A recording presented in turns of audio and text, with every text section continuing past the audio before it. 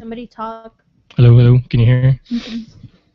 Okay, we'll just take the earphones out and make sure you talk on the microphone.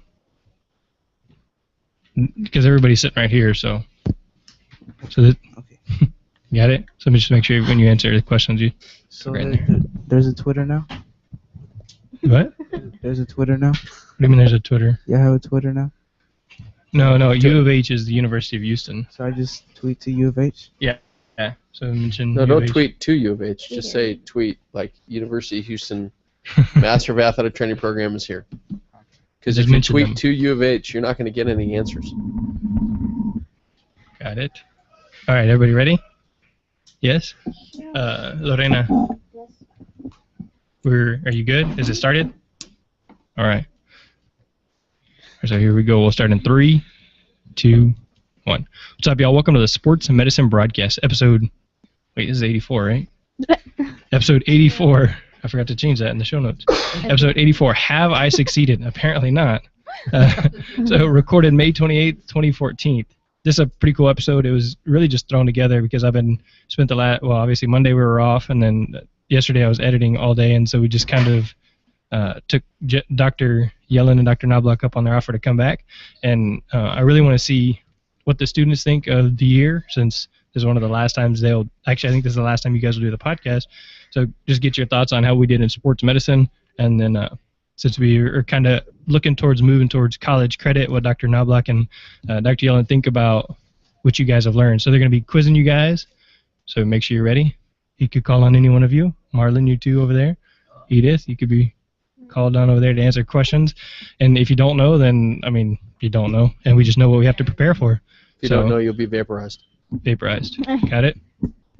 Okay, so you just heard Dr. Yellen, and you heard Dr. Yellen and Knoblauch last week, and then the one that's getting released on Friday, it'll be them two. I didn't know if I told you that. I split it into 2 episodes. Because we talk too much. Because it went for a day and a half? We'll just blame it on Bill. Bill talked a lot. Yeah, Bill. So, yeah, but it was great because I got like a free episode out of you guys already being here. Yeah, So, happy to help. of course, I am your host, Jeremy Jackson. And with me today is... George? Marlon.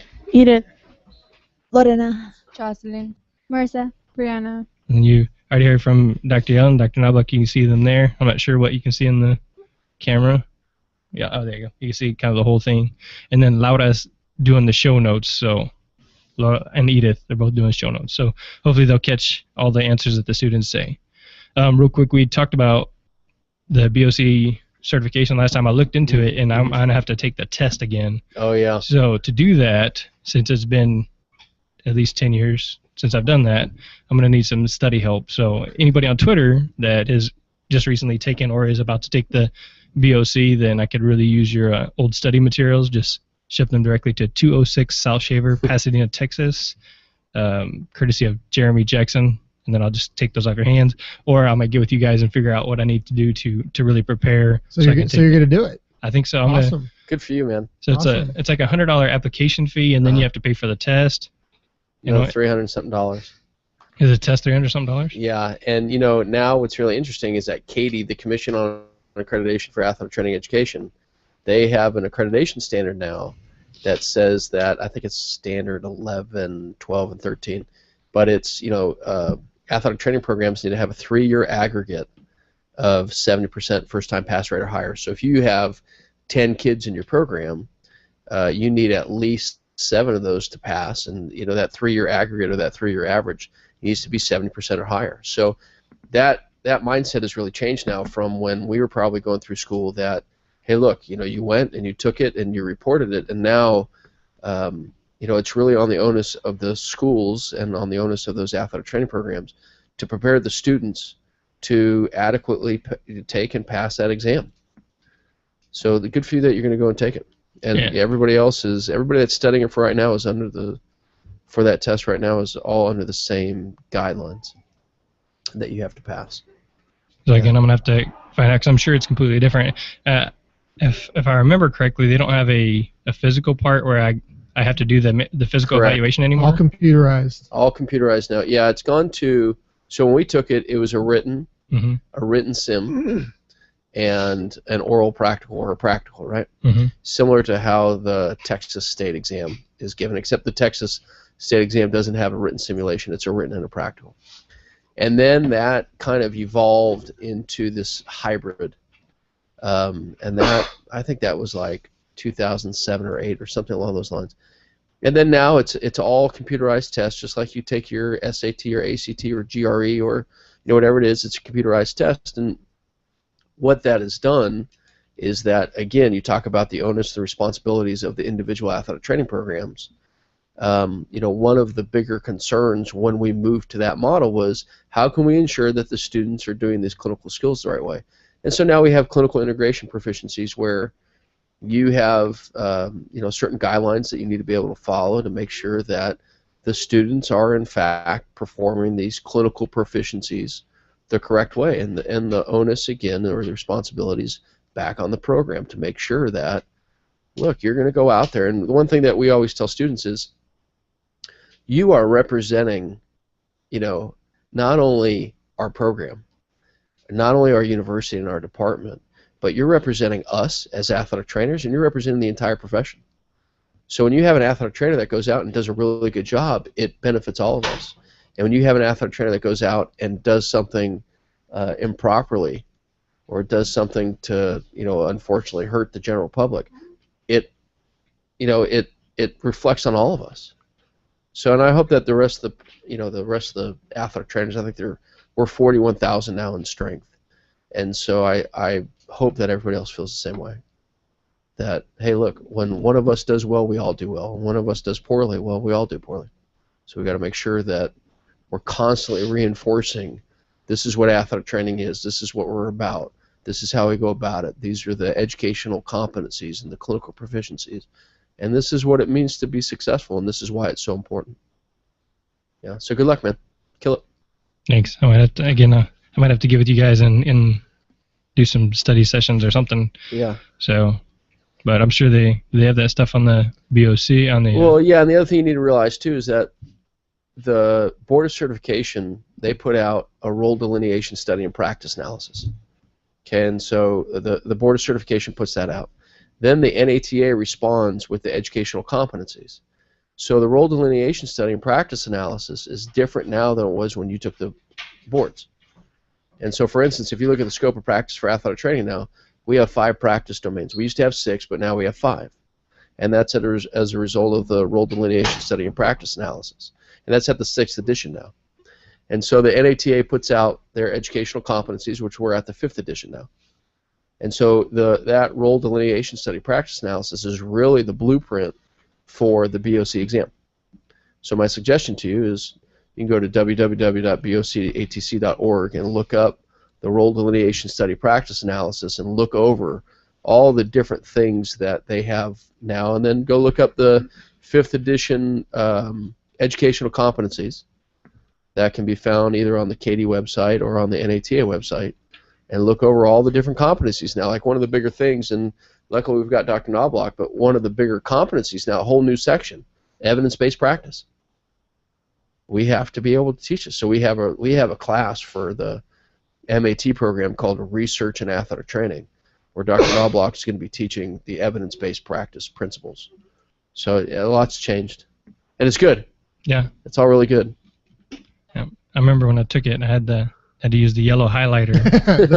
the latent image pen. I got it's like a choose-your-own adventure. That was the first test I took, and I got so nervous that they gave you 2 books at the time. One was the questions, and one was basically a blank book that you marked with the pen. I got so nervous that I took my pen and marked through the answer on the wrong book, and I didn't see. I mean, I just went right over the words. I'm like, oh no, something's supposed to show up. What do I do? And I panicked and ended up 10 seconds later realizing, okay, I'm supposed to use this book. But so I remember the latent image pen very well. Yeah, it's kind of like magic ink. I don't know if that's the best way to describe it, but like it's a blank piece of paper, and then you would go over it with this highlighter, and then the words would show up. They have no idea. They don't have a clue. They don't. What? What do you mean? Writing? No. And I had to tell you my story on when I took my board certification test, and Dr. Yellen is now a witness to this, but took it the first time in 1996, and most of you kids were 10 years. No, yeah, hang on. did you just hear this? I took it for the first time in 1996. And George over there was like, dude, what? George, were you even born yet? No. No. I'm not talking even. about the paper. The one that you write over. He's changing his story now. He's trying to. Because yeah, my right. dad's a truck driver. Wait, were you born in 96? Born in 98. Yeah, Okay. Okay. whatever. But I took it and I passed the practical and the written sim pretty well, and I missed the written by 2. Mm-hmm. I got 104 and needed 106. So I kind of got complacent, and I said, you know what, I know what I probably missed. I know exactly what I did. And just studied these sections and worked on some other topics pretty well, and I took it again in June. Thought I did great. Go home to my apartment, and back then you knew if you passed when you saw the envelope. If you get a thin envelope, all it had was a certification or slip of paper says congratulations, you passed. If you had a thick envelope, you had all the retake paperwork. I get there and I pull it out, and the first thing I see is this thick envelope. I'm just devastated. I open it up, missed it by 1. Oh. Got 105 out of 106. I got 105, needed 106. Devastated. I had to wait through football season because back then they would have a delay from August until I took it first time in June, the second time right again in August. No problem. Failed it in the August test. Had to wait all the way till November, and just so I missed it by 2. Got complacent, missed it by 1.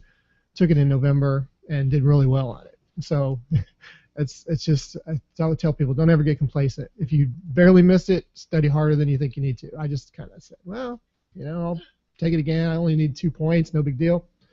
Gained 1 point, still missed it by 1 point the second time, so it took me 3 times. But And it used to be that, if you missed one part of that exam, you go back and retake that part. Mm-hmm. It doesn't work that way anymore. Yep. So if you don't make the correct score the first time, you're going to retake the entire test. And so, and again, the onus is back on the program. So we need a 70% first-time pass rate, 3-year aggregate. So we want to, as educators, and what I said last time was that athletic training educators make up less than 1% of the entire athletic training profession. And so that less than 1% is responsible for the other 99+%. And we got to make sure that we're doing it the right way, because we're responsible for putting these clinicians out in the world and making sure that they're ready to, get their feet wet and move forward, hopefully, in a very successful profession. Yeah, I think we talked about that. It was kind of a hope you catch something whenever I was at HBU, and it's changed, and I'm sure a large part of that was me. It's kind of like you don't really understand what you need to be getting or what you're getting.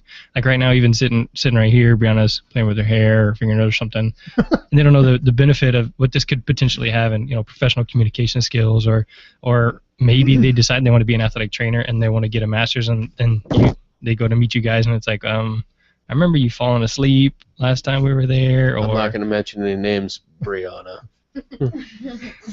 So, like just the importance of each of your actions, and that's just, it is what it is. I wish I'd kept it, but so now I'm gonna have to work hard and go from there. So we were discussing that before you guys came in. You're gonna be smarter for it because you have to relearn all that stuff you haven't used in years, and you're gonna come out of it much broader knowledge base than you have gained at this point, because you have to go back and relearn so much more that you kind of let trail off when you had it because you didn't use it. So.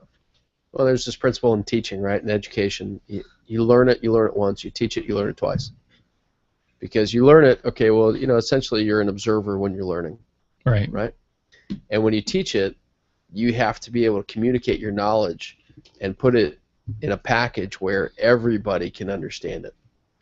And so as you start to dissect these different variables, you begin to understand, okay, well, if I say this, is everybody in the room going to understand it? And how do I create this environment where everybody in the room can learn?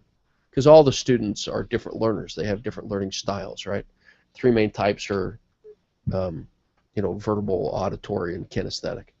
Most people that go into athletic training are mostly kinesthetic, and then there's some sort of verbal or auditory type component. But this is not why we can't. This is not our conversation for today. All right, so that's actually a great question, and we have these 4 questions that we actually went over yesterday with the students, and one of the least favorite things that Jocelyn said is that we had to do things more than once.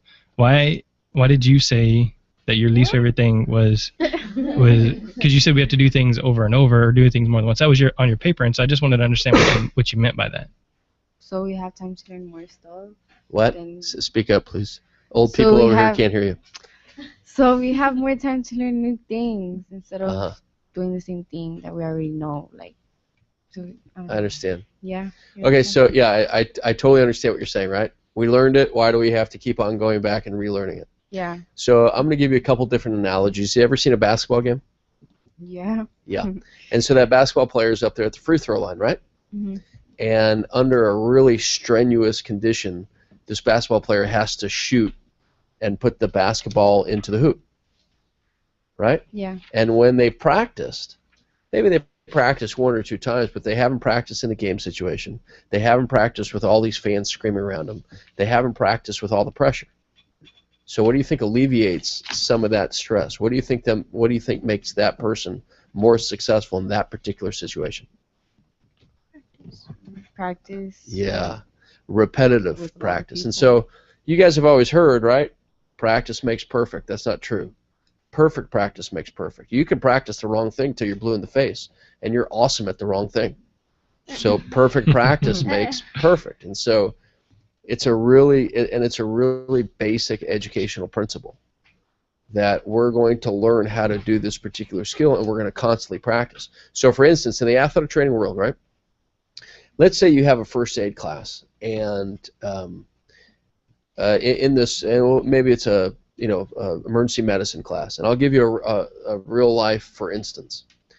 When I was at another university in Louisiana, I taught emergency medicine for athletic training, and I would constantly drill these skills into students over and over and over and over and over again, and constant over and over, and they would say the same thing. Oh my God, here we go again. Well, what ends up happening is that when they get out to a real life situation, and God forbid something really bad happens, where there's a cervical spine injury or somebody dies, all of a sudden those skills become ingrained in their ability to perform. And so they're able to jump into action without even thinking about it. Just like that free throw shooter, right? Yeah. That free throw shooter has practiced over and over and over again and literally probably close their eyes and make that shot. Same thing. So you practice and you practice and you practice and you practice and you practice. I can So it give comes you naturally? an example. How many of you in here are CPR certified? Or how many of you have taken All of it? them. They're all Good. CPR. How many of you feel like you could do it right now if somebody went unconscious? So we went from what, 10 to 3? No, I don't think any of them raised I their think hand. Yeah, these these two two. did. Oh, you So- guys feel if somebody died, you can jump right in and do it. Because you've done it. But I'll give you an example. What happened to me? I was in college, my senior year of college, and I was part of one of our classes we could take was to become EMT certified. One of my rotations was in the ER, and they brought a very old individual in, and he was code blue. He was just not functioning at all, no heartbeat, anything.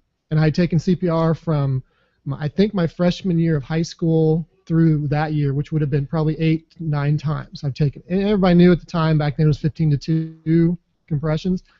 So I was standing there, and I, in my mind, I knew it, didn't care if they might have asked me, but they said, well, here's an EMT student, have him do CPR, and this I think he was 92 or 93 years old. And I panicked because it was the first time I'd ever done it, even though I had done it so many times. So what I did was I remember my hand position, I remember the compression ratio, what it was in my mind, but as soon as I started, all that went away, and I was just doing compressions, just constant. And they were trying to bag valve this guy with the bag valve over his mouth, and while they're doing that to make his chest expand, I'm sitting there doing compressions on it. And what I'm getting at is, for you, why do we do it over and over? Because when you're in a situation, all of you, I guarantee you, have practiced. Let me ask you, give me an example of something you think you have done once and then you had to repeat it. Just one example of something. Like something in class that we've repeated?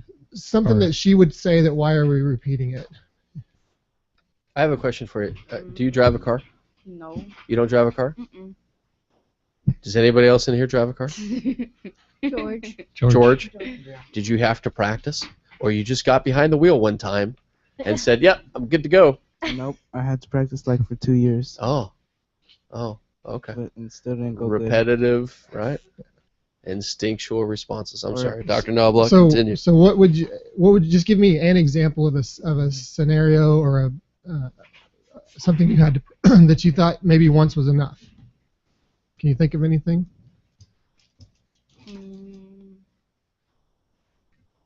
Nope. You just threw the question out. Well, what I'm getting at is, for example, free throws. And I've worked basketball many years, and I always remember, what do most basketball coaches have in practice free throws? Either at the beginning of practice, they sit there and they shoot 100 free throws, or at the end, the coaches probably leave and they have the basketball players shoot free throws. Just repetitive in the same situation. Well, think about the environment they're in. They're in a very controlled environment. It's quiet. They're probably joking with their friends. Well, when does a free throw really become important? When does that ability to make a free throw probably become the most important of any other time? At the end of a game, right? Yep. What's the scenario at the end of the game? You're probably tired. You're sweaty.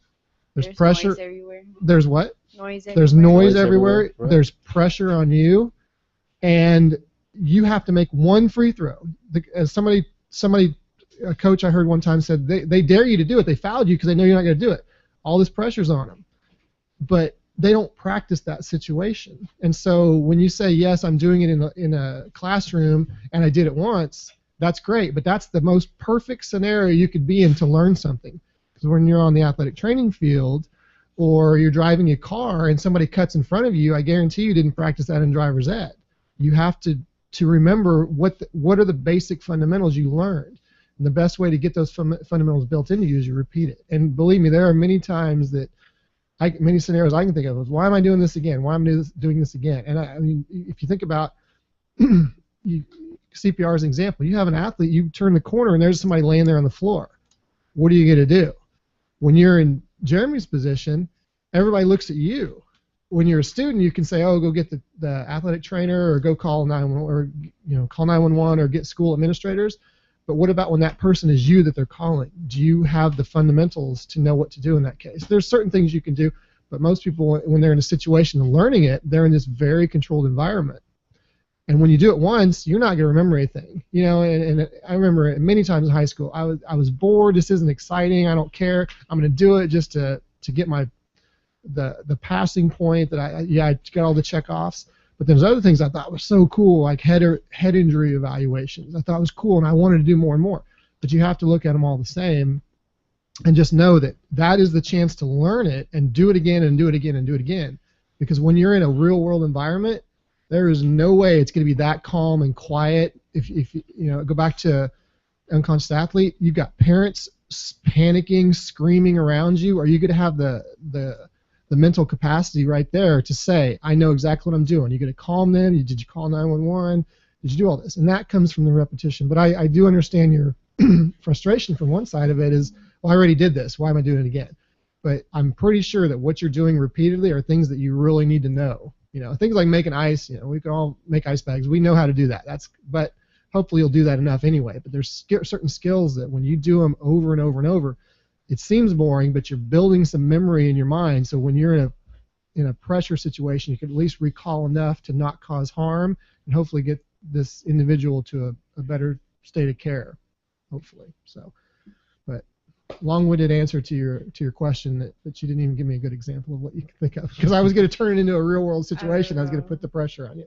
Well, I mean, just some of the things that we've practiced over and over. We do CPR, I would say at least once every 2 weeks, where we do CPR or conscious choking. And actually, Edith, I read your paper, and you did conscious choking on your cousin or brother or something like that? Mm-hmm. Yeah, you're talking on the mic. Yes. All right, so tell us briefly about that. We were in the living room, and he picked up a quarter and he put in his mouth, and he started to choke. So I did the choking CPR one. So when you did that, was everybody kind of sitting there just looking around, or what was the environment like? Was everybody panicked? Yeah, screaming, and yeah. Were you screaming and you were panicked and you were? I mean, it was a little different than learning it in class, right? Yeah. Or than doing it in class, and so you had the fundamentals, probably from doing it repeatedly, so you could at least relate to how it's different when it's a real world situation versus when you're learning it in a very quiet environment. Yeah. Congratulations, by the way. Well done. Statistically, from a CPR standpoint, if you do CPR on 10 people, you personally know 7 of those people. So if there are 10 people in this room, which I think there are, that means 7 of those people are a family or a friend of mine. And so the knowledge of you having CPR is incredibly, incredibly important. And I hate to, obviously death and dying is a very serious situation. However, what you guys have just learned in CPR is the worst thing that happens, and this is something that I always taught. What's the worst thing that happens? The patient dies. That's the easiest thing to treat, right? It is. I don't want to take away the seriousness of death and dying, but the worst thing is the easiest thing to treat. Start CPR. Go get the AED. Call 911.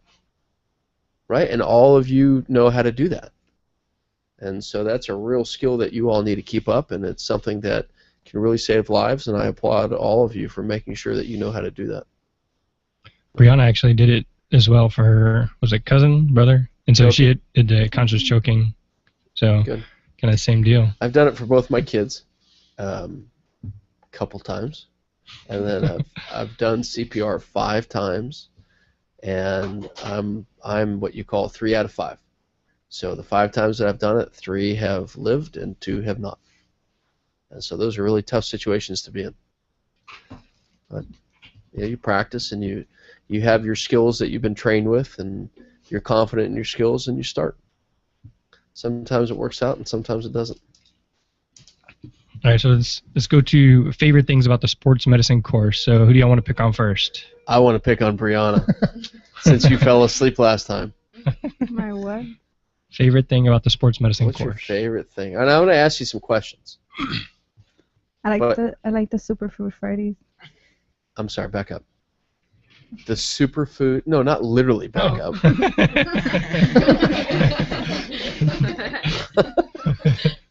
She's right. She's listening. Yeah.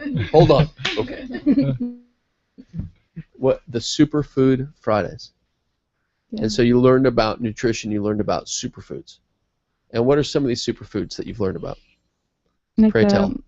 The healthy breakfast. What's an example of a healthy breakfast? Whole grain and the pancakes. And one time Jackson brought in some granola. It was like crumbled up granola thing. Yeah, you liked it. And so let me ask you guys a question around the table. How many of you, after learning about Superfood Fridays, how many of you eat breakfast before you go to school? Every day. I eat breakfast every day. So why is breakfast so important? I'm sure Jeremy has talked about this to you guys, right? Yeah, we talked about it. And we talked to Brett Singer, a registered dietitian from Memorial Hermann. He talked about it. Yeah, and so what ends up happening is that gastric emptying time is 3 hours, right? So think of your body like a gas tank. And instead of gallons, right, like in a car we look at, how many miles per gallon do we get, your body operates off of hours. So your body can operate off about 3 hours at a time. And so what that means, about every 3 hours you need to be able to put something in your body that's composed of a carbohydrate, a protein, and a fat. And it takes about 45 minutes for that carbohydrate to get out of your body. And it takes about 3 hours for a protein or fat to get out of your body. So now let's say, just, hypothetically, that you went to sleep at 9 o'clock at night. And you woke up at 9 o'clock in the morning. Well, you've been sleeping for 12 hours, which means that 4 of those 3 hour cycles have passed.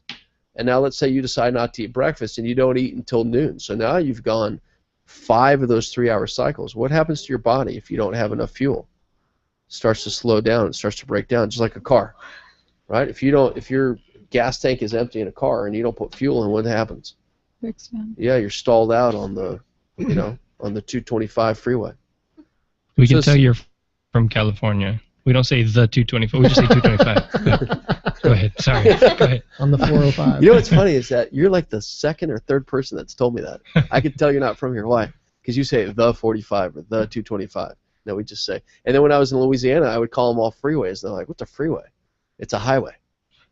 So when I came here, I'm like, look, I was on the 45 highway. And they're like, no, it's a freeway. Of course it is. So that's how important breakfast is, right? That's how important meals are. And so remember, for a carbohydrate, about 45 minutes of fuel, protein and a fat, about 3 hours of fuel. So granola, right? It's got protein, fat, and carbohydrate. You get 3 hours of fuel out of that.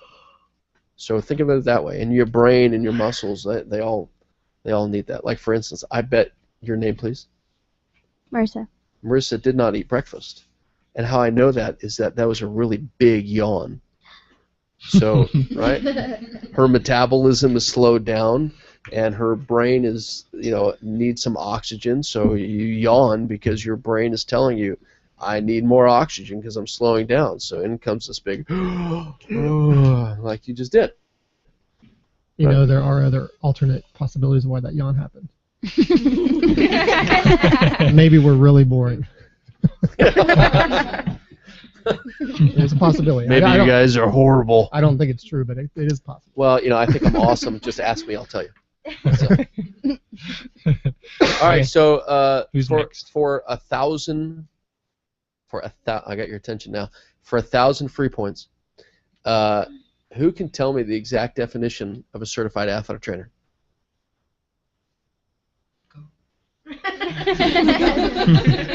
Not it. He's exempt. He gets a pass. So if I look up on the NATA website or the BOC or the American Medical Association or the Master of Athletic Training Program at www.hhp.uh.edu/MAT. See why you repeat things? You never know when you're going to forget it. Yeah. What's the exact definition of an athletic trainer? Have you guys learned that? Or reasonably close. No, not reasonably close. I want the exact. It has to be word for word, though. Word for word. Yeah, because when people ask, right? George, aren't you cheating? And when they say, yeah, George. Yeah, and when they say, and this is a real question, right? Because people ask, they ask me all the time, what do you do for work? And I tell them, I'm an athletic trainer, and I'm the director of the Master of Athletic Training Program. Oh, what's an athletic trainer? And so what's the definition that you're going to give them? A highly trained. So athletic trainers are healthcare professionals that collaborate with physicians and specialize in areas like prevention, emergency care, clinical diagnosis, therapeutic interventions, and rehabilitation of injuries and illnesses. And athletic trainers are recognized by the American Medical Association in 1990 as a healthcare profession. George, does that coincide with what you were cheating? No. What? What did I miss? I didn't look for it because you answered it. Oh yeah. So it was perfect. So when people ask you, well, what are you guys doing in high school? I'm in this athletic training course. Oh, what's athletic training? You need to know what that is. Right? And every time you stand up for the profession, you stand up for everybody. Okay. So I'll have to add that to my daily thing. Yeah, the right yawn after count is definition of 3 now. athletic training. Yeah, I know. One more, and I have this little lever here. You're gone. Ejection chair. That's what I mean. All right. Somebody else. What's your favorite about the sports medicine class? Who are you going to call on? Lorena's hiding back there, so you can't see her, so call on her. Lorena? Yes. What's your favorite? Yes. You're correct. Present. Yes, here. That's my name. This is the very casual sports medicine broadcast, Yeah. for sure. Lorena. Oh, I want to have these. Lorena, what's your favorite part about the sports medicine class?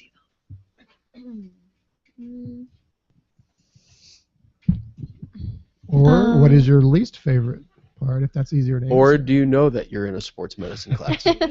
Yes, I know that. Okay. What's your favorite?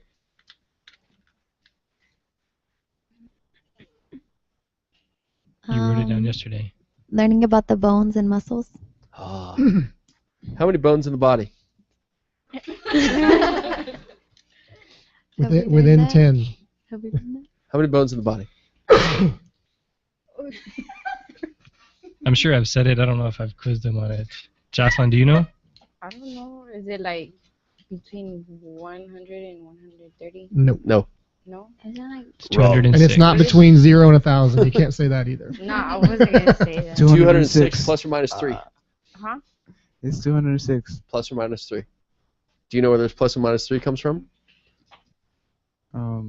because you break 3 and then you'll get more? No, it's a good try. Well, but when you yeah. break it, it reheals into the same bone. There is a reason. There's you have a 3. couple different sesamoid bones, and you have a couple other bones in your ear that somebody may have 1 or 2 more.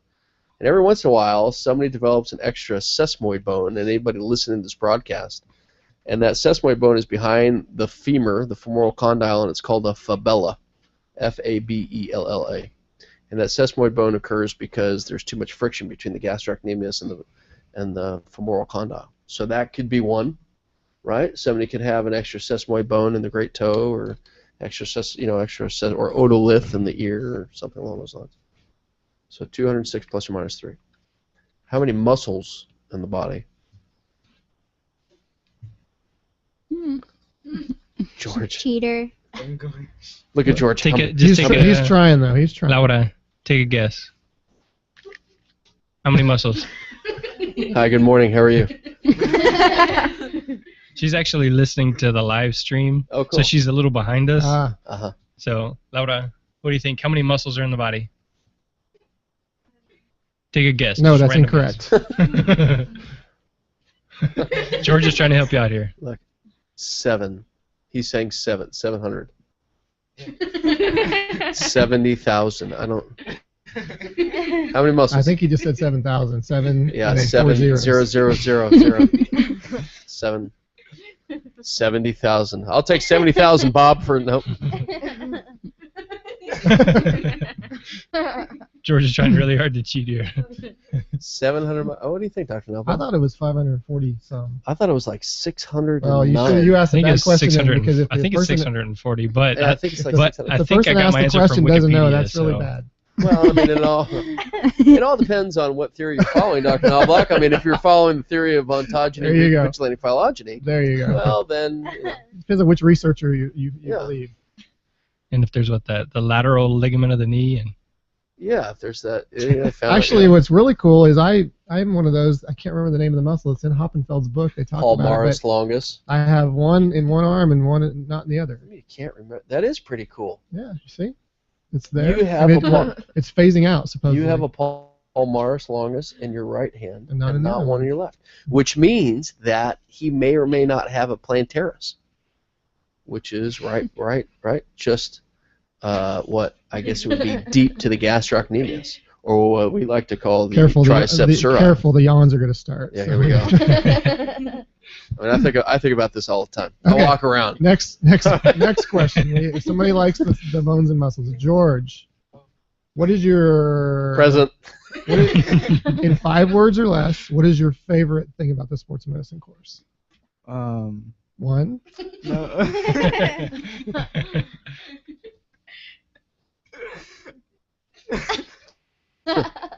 Now, do you see why repetitions help? See, we put him under pressure just of asking the question, and he's a little nervous. Yeah. So think about when you're in an injury situation. This is I hate to pick on George as a learning experience, but when somebody calls on you, think about when there's people there's 2 ums.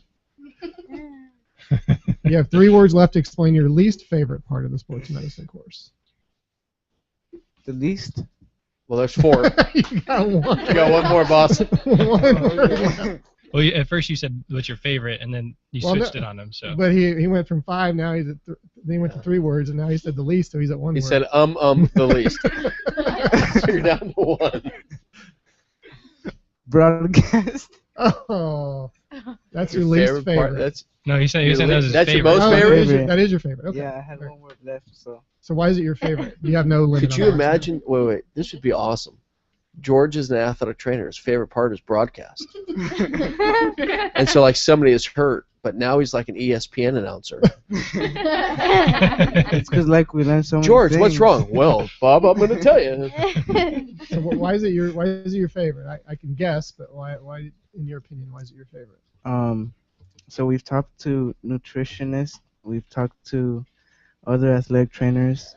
We've talked to the guy from Chick-fil-A. And the pregnant lady. We've talked to the pregnant lady that for exercises. I know what you're getting at, but why is that neat? What is it about that's really neat for you? Because we learn things. Because, like, I don't know, I like learning things. Because you're learning from experts in the field. Mm-hmm. Who's the smartest person about pregnancy and fitness is a fitness expert that's pregnant.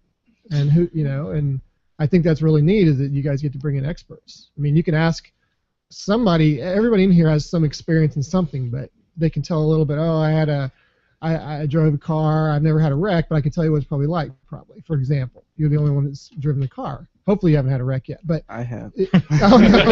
Okay, I'll switch topics. But this is an opportunity for you guys to learn from experts. So you can ask them questions, and they will give you answers that are very factual because that's their area. So it's better than bringing. It was very nice of Jeremy to bring us back because you have to listen to us again maybe or punish you with listening to us again. But when they bring in different individuals, a concussion expert, a nutritionist, you get to ask them very pointed, direct questions that you have, and they will give you expert answers. So I'm glad to hear that this is a very positive experience for you. So believe it or not, Edith and Brianna are both more of an expert in performing life-saving skills than I am. I have never once actually performed the Heimlich or the CPR or any of that, never once. So I'm not asking to change that. Nobody go ahead and tell it, Brianna. Her. Brianna and Edith. Her. Edith, you were the one that had the very loud environment, right? It wasn't quiet and so you can give examples when somebody says, "Oh, well, I'll remember this." Well, you probably didn't because everybody's screaming around you. You probably had to really think about it, and that's an example of an expert. That's somebody that's done it in a real world environment, and it's not the nice setting that you have when you're learning it in CPR class. So I used to do something really. I thought it was a great technique, but when I was teaching the emergency medicine classes, I would prepare the students and we'd rehearse and practice, right? And then when it came to exam time, I'd walk in with a bullhorn or an air horn or something along those lines, and they'd be performing these life-saving skills, and then I'd start all these distractions. And they'd say, "What are you doing?" I said, "What do you think's really going to happen?" You're going to have people crying and screaming in your ear, and if you're an athletic trainer in a traditional setting like sports, coaches are going to be over your shoulder, and if you're one of those athletic trainers that's part of a big college or pros, the entire country's watching you do this, and you better know what it is that you're doing. You've all seen what happens on Twitter when somebody posts something, it gets retweeted. Think about when you're on TV and the professionals and they're doing something and they mess up. Or when you see an athletic trainer on TV doing something. I remember, for example, there was an athletic trainer that was not using gloves on somebody. Went back in the big heyday of you have to put gloves on. If they even possibility of blood, and there wasn't social media back then. It was just one of those things, you saw it, everybody probably discussed it with whoever they're sitting by. But now, if you do something wrong, it's discussed immediately. If you even say something wrong, in this broadcast, somebody could easily retweet, "I don't agree with what he said." And you're living in this environment, in this day and age of social media. You guys really need to know your stuff, whatever profession you go into, because if you screw up, it gets in the news, it gets discussed in your profession. Did you hear about what so-and-so did? I can't believe they did that, or they said that. So, again, it goes really knowing your area as well. So, no Twitter questions yet, huh? George? Nothing on Twitter yet? All right, somebody else. What other thing, what's your favorite thing that you've learned in the sports medicine? You're going to have to call on somebody. Okay. This is Marlon, Edith, Lorena, Jocelyn, Marlon. Marissa. Yeah. Bright red faced Marlon. What was your favorite thing that you learned in the sports medicine class? I think my favorite was learning the skeleton, your bones and everything. Yeah. Yeah. What about that? You just like learning it? Yeah. Knowing where things are? Yeah. And how they work and how they move? Yep. Yeah, that was your favorite? Yeah. Okay. Somebody else. And that's a great thing about athletic training, right? You probably really loved anatomy. And whenever I ask people, why do you want to go into athletic training? A lot of people say, well, it's because I really like sports. And, I'll tell them, quite frankly, go be a coach. Go be a sports journalist.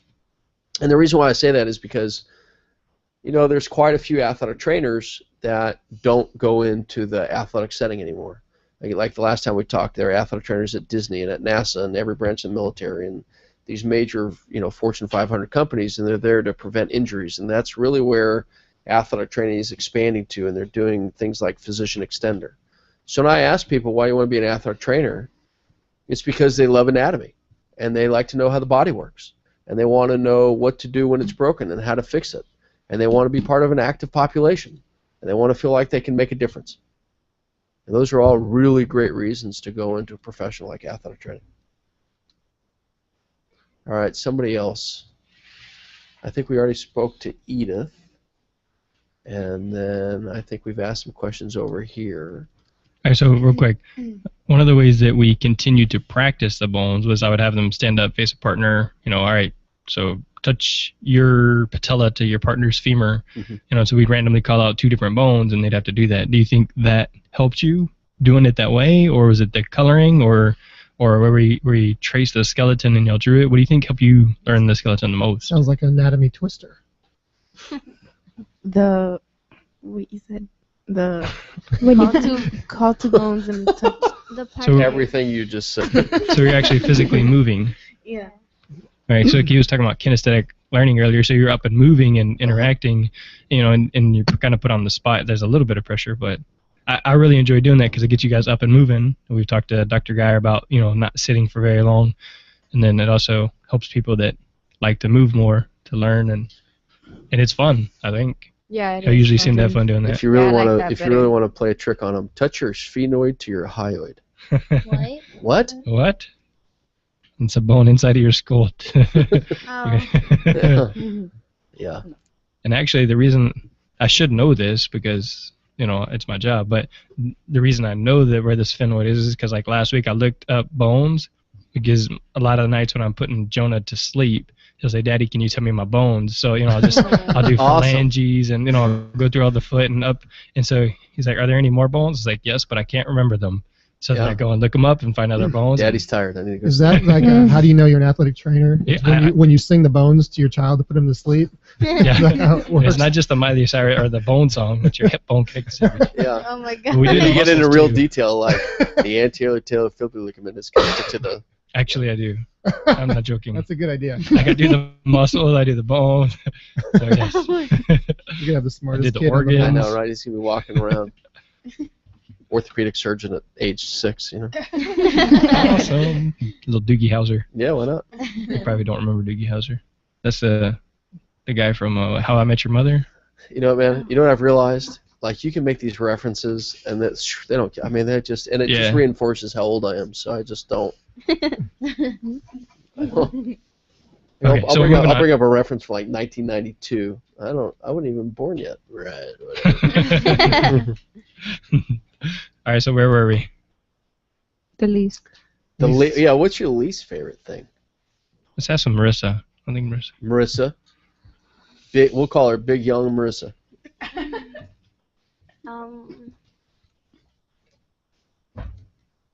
I don't think I have a least favorite. That's a good answer. I don't want Mr. Jackson to fail me, so I don't know.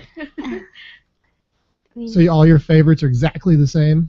There's none that's one a little less favorite than the rest of them? I like that. I don't like that we're sitting down. I like to be like up and moving. Up and moving. Yeah. Yeah. It's one of the greatest things about athletic training is that rarely are you doing the same thing over and over and over again. You're going to wear all these different hats, right? And so you're on, that word always really took a while to get out of my face there. You're always doing something different. So, and Dr. Knoblauch can talk about this. Dr. Knoblauch, like I said before, Dr. Knoblauch was a head athletic trainer for Lamar University for 7 or 8 years. And then he went back and got his PhD, and now he's on, the other side of athletic training education. So he can really talk about, as the head athletic trainer, you'd come in and, you'd see different patients from different sports, and you'd have different administrative duties, and then he'd also teach a class there, and he was always doing something different. You never knew what you're going to get. So it's always exciting. George, what's your least favorite? We'll give you 10 words this time. From the class or from athletic training? From the class, I From think. the is our class. topic. Class.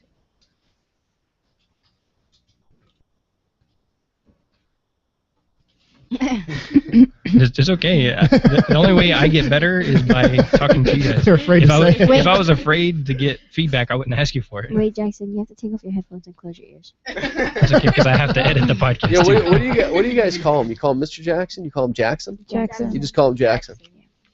Here, let me look up George's paper. George, that doesn't excuse you. Yeah. You're still on the clock. Let's Oh, it was a personal, embarrassing moment where George fell out of a chair. Oh. Oh, had you fallen asleep? In class? Did you fall asleep in class? And then that was always my favorite, as an instructor, to watch students fall asleep, and then all of a sudden, they have that kind of, I don't know, like maybe they're falling out of a plane or whatever it was, and they're in the middle of class, and down they go.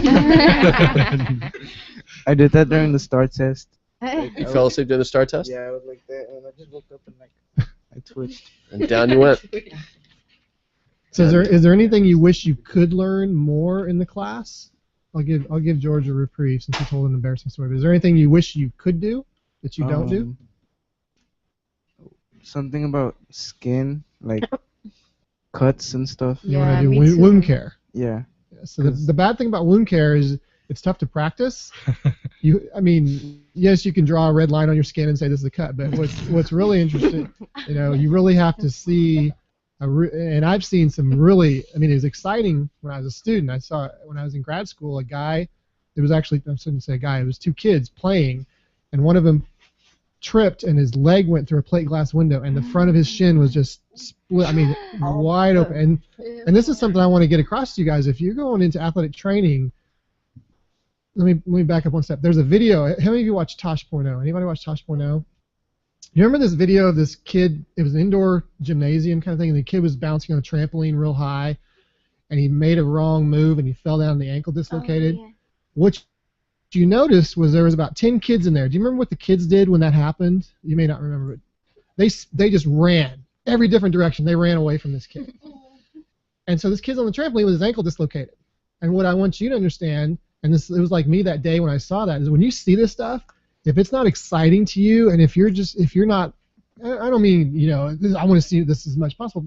If you don't go to that as a learning opportunity and a chance to see this and learn from it, yes, it's gross, but to me it was cool, and hopefully to you that want to be athletic trainers, it's cool, because believe me, when you're a licensed or certified athletic trainer and somebody gets hurt, a severe wound injury, and if you go, oh, that's gross, get away from me. You can't do that. There's no option. You have to be the person that takes care of them. Think of it as if that was your brother or your sister. Do you want somebody saying, ooh, yuck, or do you want to say, hey, I want to help you?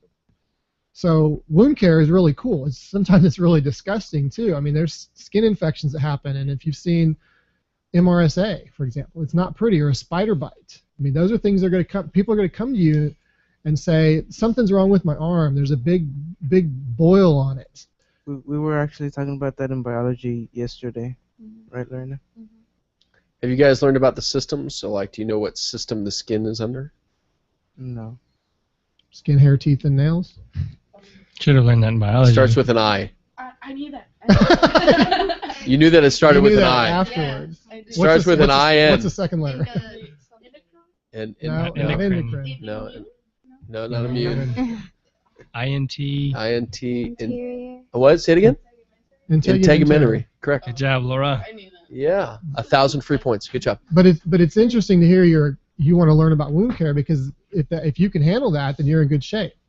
Because that's probably I don't say the goriest. You could always see a compound fracture where the bone's sticking out. That's really gory. But wound care.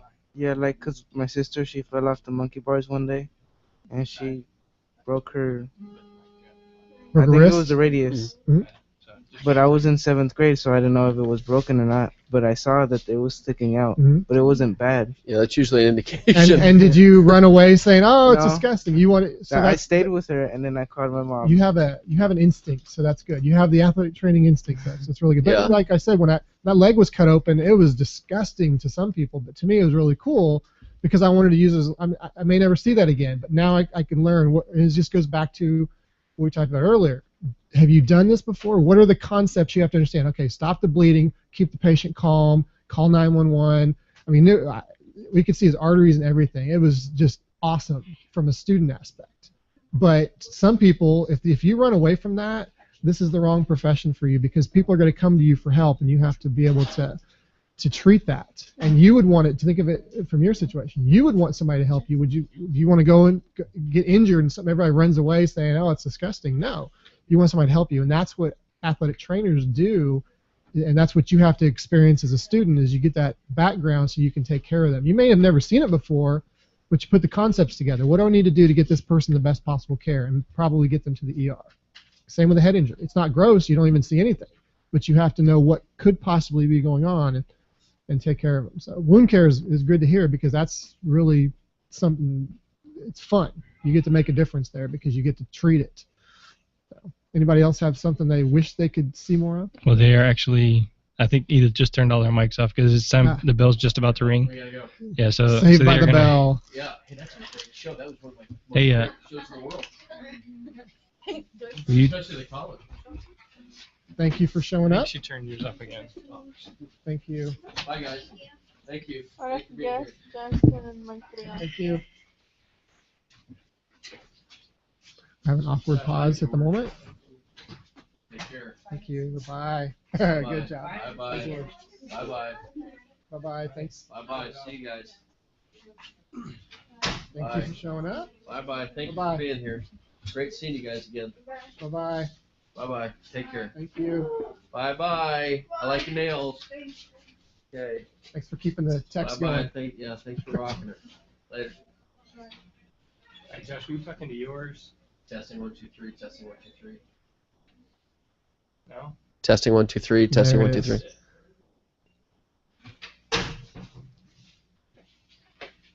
All right. Are we still on the air? Oh yeah. Now we take the turn. Now, Now it gets bad. The students are gone. now it goes downhill from here. Oh, absolutely. Okay, so So what do you really want to talk about? well, what do you guys think? What do you I wish we had a Twitter question at, what is it? Hashtag. the SMB? Hashtag. So, Yeah. I'm not So a if good- anybody's out there listening right now, anybody. anybody, please. there's 2 viewers. Oh yeah, we have 2 viewers. One's your wife, so that doesn't count. Please send a question to hashtag SMB. The SMB. So sorry. Please send a question to hashtag the SMB. But it only works if you saw Dr. Knoblauch doing the 2-finger hashtag or 4-finger hashtag Yeah, symbol. the hashtag. I learned that on Jimmy Fallon. Hashtag. Yeah. All right. So what else do you want to talk about? Well, what do you guys think of? I mean, I know it wasn't an in-depth review, but just kind of what they've learned, and if we are, I've actually put it out to the other athletic trainers in the district about making the AP course for sports medicine, and so one of them is already emailed Dr. Is it Harper? Yeah, Dr. Ronnie Harper, And so- Touchdown High School, Louisiana.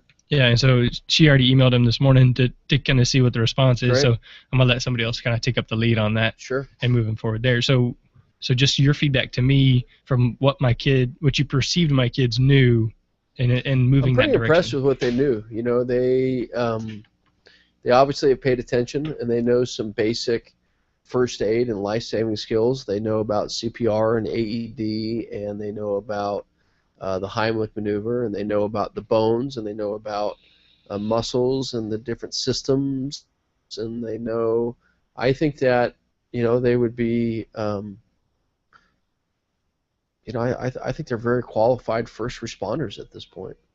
I think and I've told students this, if you don't have your basic anatomy, anatomy dictates acute care, or any care. Right. If you don't know what bones and what muscles there, and you can always go into what ligaments, what nerves, but if you don't understand the underlying anatomy, you can't make decisions, you can't evaluate. So if they're hurting in the mid-thigh, there's only 2 things realistically it's going to be if it's a sports injury. It's going to be a muscle or a bone. So if they understand that, then I think their foundations are there. At least, and the question is, does it make your job easier, or does it make it more difficult? So I think by giving them a foundation, it's going to take some of the things off of you that they can practice their evaluations and understand the anatomy. And it's going to help them in the future as well. Hopefully, going into some kind of a medical field, they'll have a very good basic understanding of anatomy and how physiology occurs and everything else from a high school level.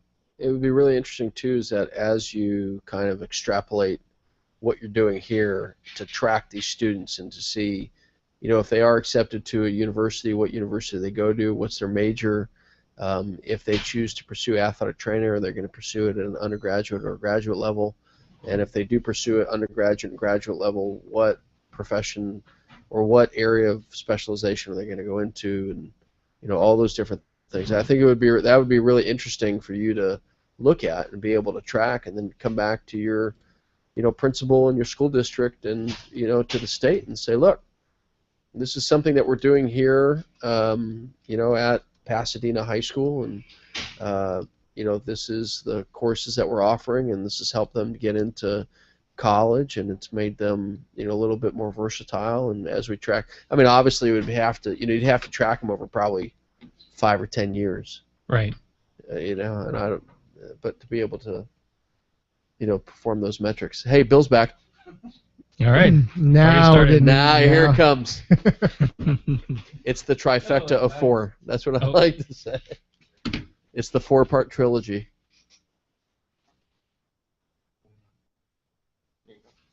Hello, everybody. Hi, Bill. Hey, listen, real quick. I just want to give a shout out to Mike and Bubba, two of the athletic trainers over at Memorial Hermann. Mike and Bubba were both inducted into the GHATS Hall of Honor, and Bubba is one of our preceptors. And Memorial Hermann Ironman Sports Medicine Institute is one of our partners for the program. So congratulations to both of them. Mike Vara? Yeah, Mike Vara and James Bubba Wilson were both inducted to the GHATS Hall of Honor, which is a great accomplishment. I've known Mike Vara pretty much my entire professional career, because he used to work at Clements High School, and I worked at George Bush High School. And obviously I was a rookie, and he was in his finishing years in the public schools, because then he went to Richmond Bone and Joint, and then they got bought by Memorial Hermann. And so I've known Mike for a long time, so it's been good to know him, and good to see them get that reward and everything like that. And I know he does a lot. He's always been involved with GHATS, and so it's really cool. There's that quote, if I'm able to see farther, it's because I stand on the shoulders of giants. And so Mike is one of those giants. Bubba's one of those giants. And so, for young guys like us, Bill's one of those giants. And so for young guys like us to be able to, stand on their shoulders, and really, I mean, I say this with all sincerity, to see where the profession has gone, to see what we're able to do now, to see where it's going as far as education and the impact that we're making, and that the general public is now recognizing athletic training, and it's moving out of its traditional roots, and companies and organizations are hiring athletic trainers because they see the benefit of what we're able to do. And so that's an area that is, that is only possible because of the people that came before us really plowed through those roads before. So thank you to all of you, including you, Bill. Thank you, sir. Bill's rocking his GHATS t-shirt. Yeah, I'm kind of slumming today in my dress. I think you've earned it. That's okay, man. Yeah. Sorry, I got my phone's ringing, so I'm trying to see if there's some Twitter. Okay. It's just people retweeting and favoriting things. No questions or comments. I'm gonna keep looking though. Okay. Cool. Because usually George runs this part, and so. Now he's going. George got vaporized. Bill, what do you want to talk about? Hey, let's see. Hey, listen, we are all athletic training all the time. Okay, let's talk injuries here. I feel like I'm on the CNN, and they always bring no matter what the topic is, they always bring that one person back, and he seems to have an opinion on everything. So I feel like that's what Dr. Yellen and I are. Is we're here to talk about whatever topic you want. So what do you think about the weather today? Well, I think it's been raining. Yeah, the weather's been pretty bad. Speaking of bad, athletic trainers are trained in environmental conditions, which include lightning detection and Oh yeah, that's true. I'm getting pretty good at that. Yeah. So I think I'm as good as a weatherman. I can pretty much turn everything back to athletic training. Yeah, that's what So I since do. it's Okay, since- let's talk si- here. yeah, Okay, since what it's- is y'all's views on the news of the day of the Dallas Cowboys and the OTAs and veterans doing practice, and now Dallas just lost Sean Lee for the year? Because I saw it on video. And they just were running a play, and rookie lineman just kind of ran over him, and he just buckled underneath it and tore his ACL. Yeah. So. Well, Dr. Knoblauch, you have a great quote. That's somebody that mentored you. Oh, Sandy Miller. I know what you're talking about. Sandy Miller. I was having. I'll give you the background. I was having a frustrating day back when I was clinician, and I was mad because the coaches were mad at me because their players weren't back. And I kind of went to talk to Sandy Miller, who we all know at SFA, legendary individual, great guy, not one of the nicest guys you'll ever meet. And I was just telling him, I'm tired of coaches on me, and they want so and so back, and I'm doing everything I can, and they're not, and I can't get the athlete back, and they're still mad. And he said, Mark, you've got to understand something. We're not getting them hurt, and it just like a weight went off my shoulders because I never, as naive as it sounds, I never thought of it that way. I thought it was, I've got to do everything in my power to get them back. It's my fault, if they're not back. And when he said that, it just dawned on me. He's like, you're right. They're not getting hurt in our drills. They're not getting hurt with our techniques. And when he said that, I just thought, that's almost become a mantra. Or it's in the back of my mind every time I would approach a coach to say, oh, so-and-so's out. I was expecting that, well, when can they be back? Why are they hurt? Why aren't you having, when can they be ready? And my answer was just, hey, coach, they didn't get hurt in my drills. So when you talk about that, and it's more of from an aspect of when the coaches are on you about why they're not back. It goes back to, they were hurt doing drills that you want them to do. And I always remember those. It's the football coach. I don't mean to pick on football, but it's the football certain coach's mentality that the more you hit in practice, the more you'll be ready for the game. And it blows my mind because where do most injuries happen? It's in practice. Obviously, there's more time spent in practice, but I don't mean to get on a tangent because I haven't seen the news or the video you're talking about. But don't worry, we're all tangents now, so no rules. But when they're getting hurt, all of a sudden it's this mindset of they got hurt, so when's the athletic trainer going to have you ready? And we're given the hand we're dealt. If you give us a crappy hand, it's going to take a long time for me to get a good hand, which means your athlete's back. If it's a minor injury or we can support it enough, and they won't have a lifelong or injuries and they can contribute to the team, we'll get them back pretty quickly. But again, what Dr. Yellen was saying is it brings back that mantra I now have of they didn't get hurt in our drills. So I can only do, And, hey, I got a good answer. ACLs, anywhere around 8 months. Yeah. Well, that's unfortunate because I tell them 12 to 18. The problem with an ACL or a broken bone is that's black and white. You're out 6 months, or you're out 8 months, and Achilles, you're out a year. It's the frustrating ones for the coaches is it's a pulled muscle.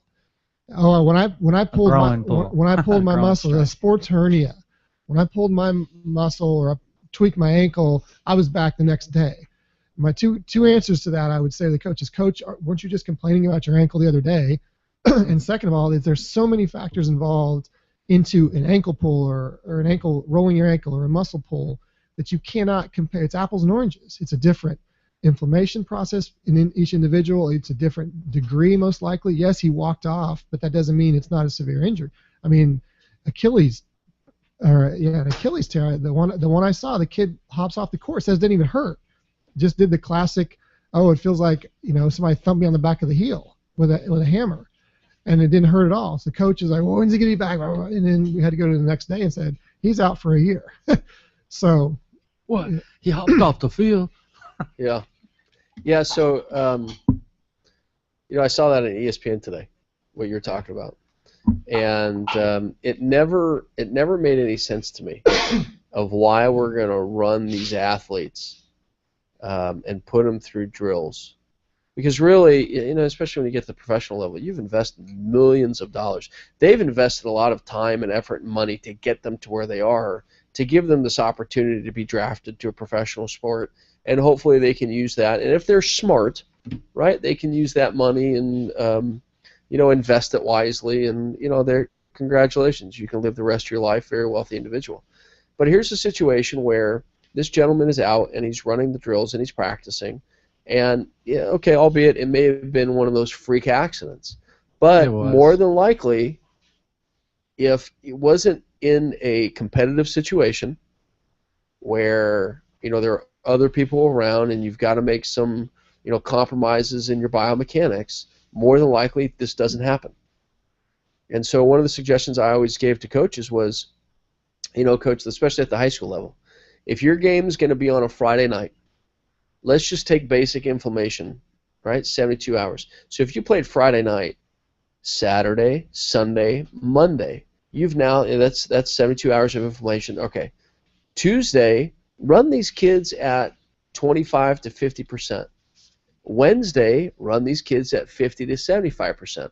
Thursday, back them off. Why? Because on Friday, you're going to run them at 100%. And so the philosophy of we're going to practice at 100%, that's okay. And it was okay, if I look at 20, 30, 40, 50 years ago, that philosophy was okay. And the reason why is because the athletes now are just bigger, faster, and stronger. And it's simple physics. If I have somebody that's 6'4", 6'5", 320 pounds, and can run a 40-yard dash in 5 seconds, and that person collides with another individual that, let's say, is 6 feet, 225, but runs a 4 or 5 40, okay, mass times velocity equals, right? And we all know this. And so now things really start to get hurt. And as we have better research and we start to see the impact of these collisions, and when I say collisions, people need to understand there's a major difference between a collision sport and a contact sport. So as we start to see collisions and we start to equate, each one of these hits is the equivalent of a 20 to 30 mile an hour car crash every day for 10, 15, 20 years. The body cannot heal itself. It starts to break down. And you're starting to see the end result. And so it's really interesting to start to see some of the different mindset of, well, geez, if I'm, and again, it's one of those things where this is a situation, it was probably, if I remember correctly, it's helmet and shorts and a t-shirt. And don't get me wrong when I tell you, I'm all for the theory of specificity. I think that works brilliantly. But let these guys run without, all the competition.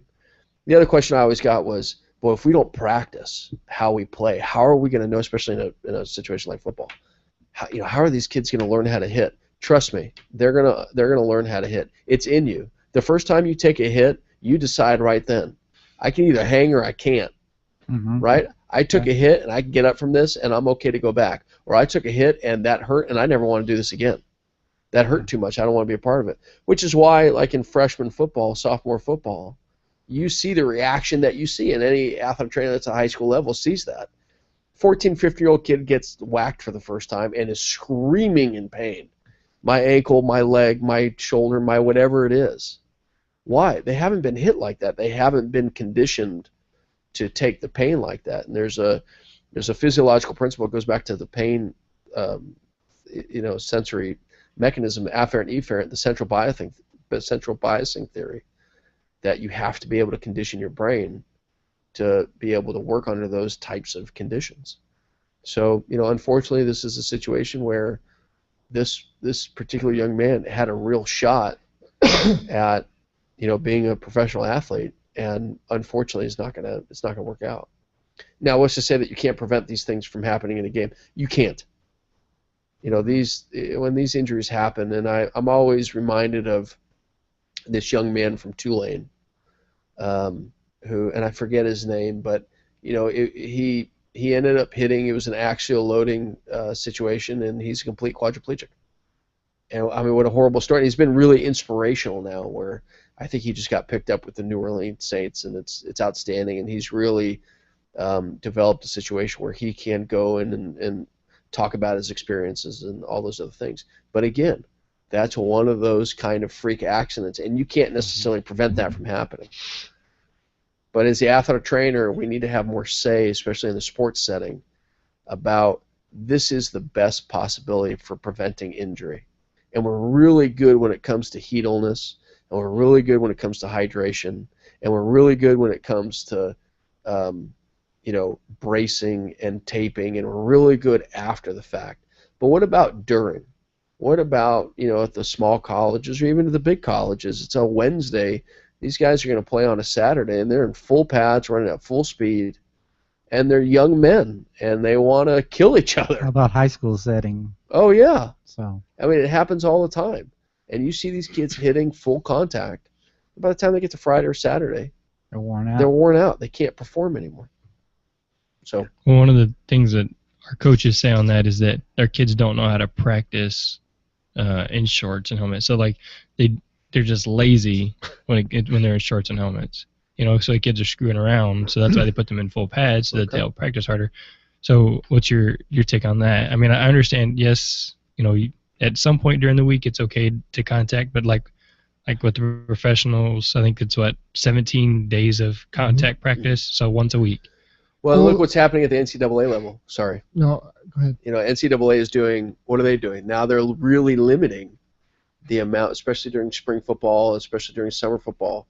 You are now limited to how many times you can practice in full pads and what times of the day that you can practice and what times of situations that you can be in. And so that old mentality of, these kids are just lazy and they don't know how to perform, that's not true. These kids are not lazy. They're out in the middle of practice. Now, some obviously are lazier than others. Okay, I'll give you that. And then there's also something to be said for specificity of training. Okay, you're not going to play in shorts and a t-shirt. So you're going to play in these full pads, and you need to understand how to move in these situations. I'm all for that. Put them in full pads and let them, work through those progressions in full pads so they know what it's like, if you're a quarterback, to throw with your pads on, to throw with your, thigh pads on, your girdle on, to be able to run in those situations. I'm all for it. But stay away from contact, those collisions, as much as possible. The big difference between colliding with another human being and colliding with a pad. If I'm going to set up a situation where you're a running back and you've got to run through the gauntlet of all the pads, okay, there's a big difference between you running into a foam pad and you really accelerating into that versus you running into another human being and you're both accelerating into that. Correct. I hate to turn this scientific, but I'm really curious now if there's any research about a correlation between the amount of hitting that's done in practice and success rates, and to see if it's a mentality or if there's actual research that shows we hit 4 days a week and we're a more successful program, or is it the other way around? The kids are more rested and everything. And depends on what level you're talking about. If you're talking about college level, then the level of the ability is about level. Mm-hmm. But if you get in the high school level, you got those who have the better talent and those who don't have talent because of economics, where they live, and what your pool.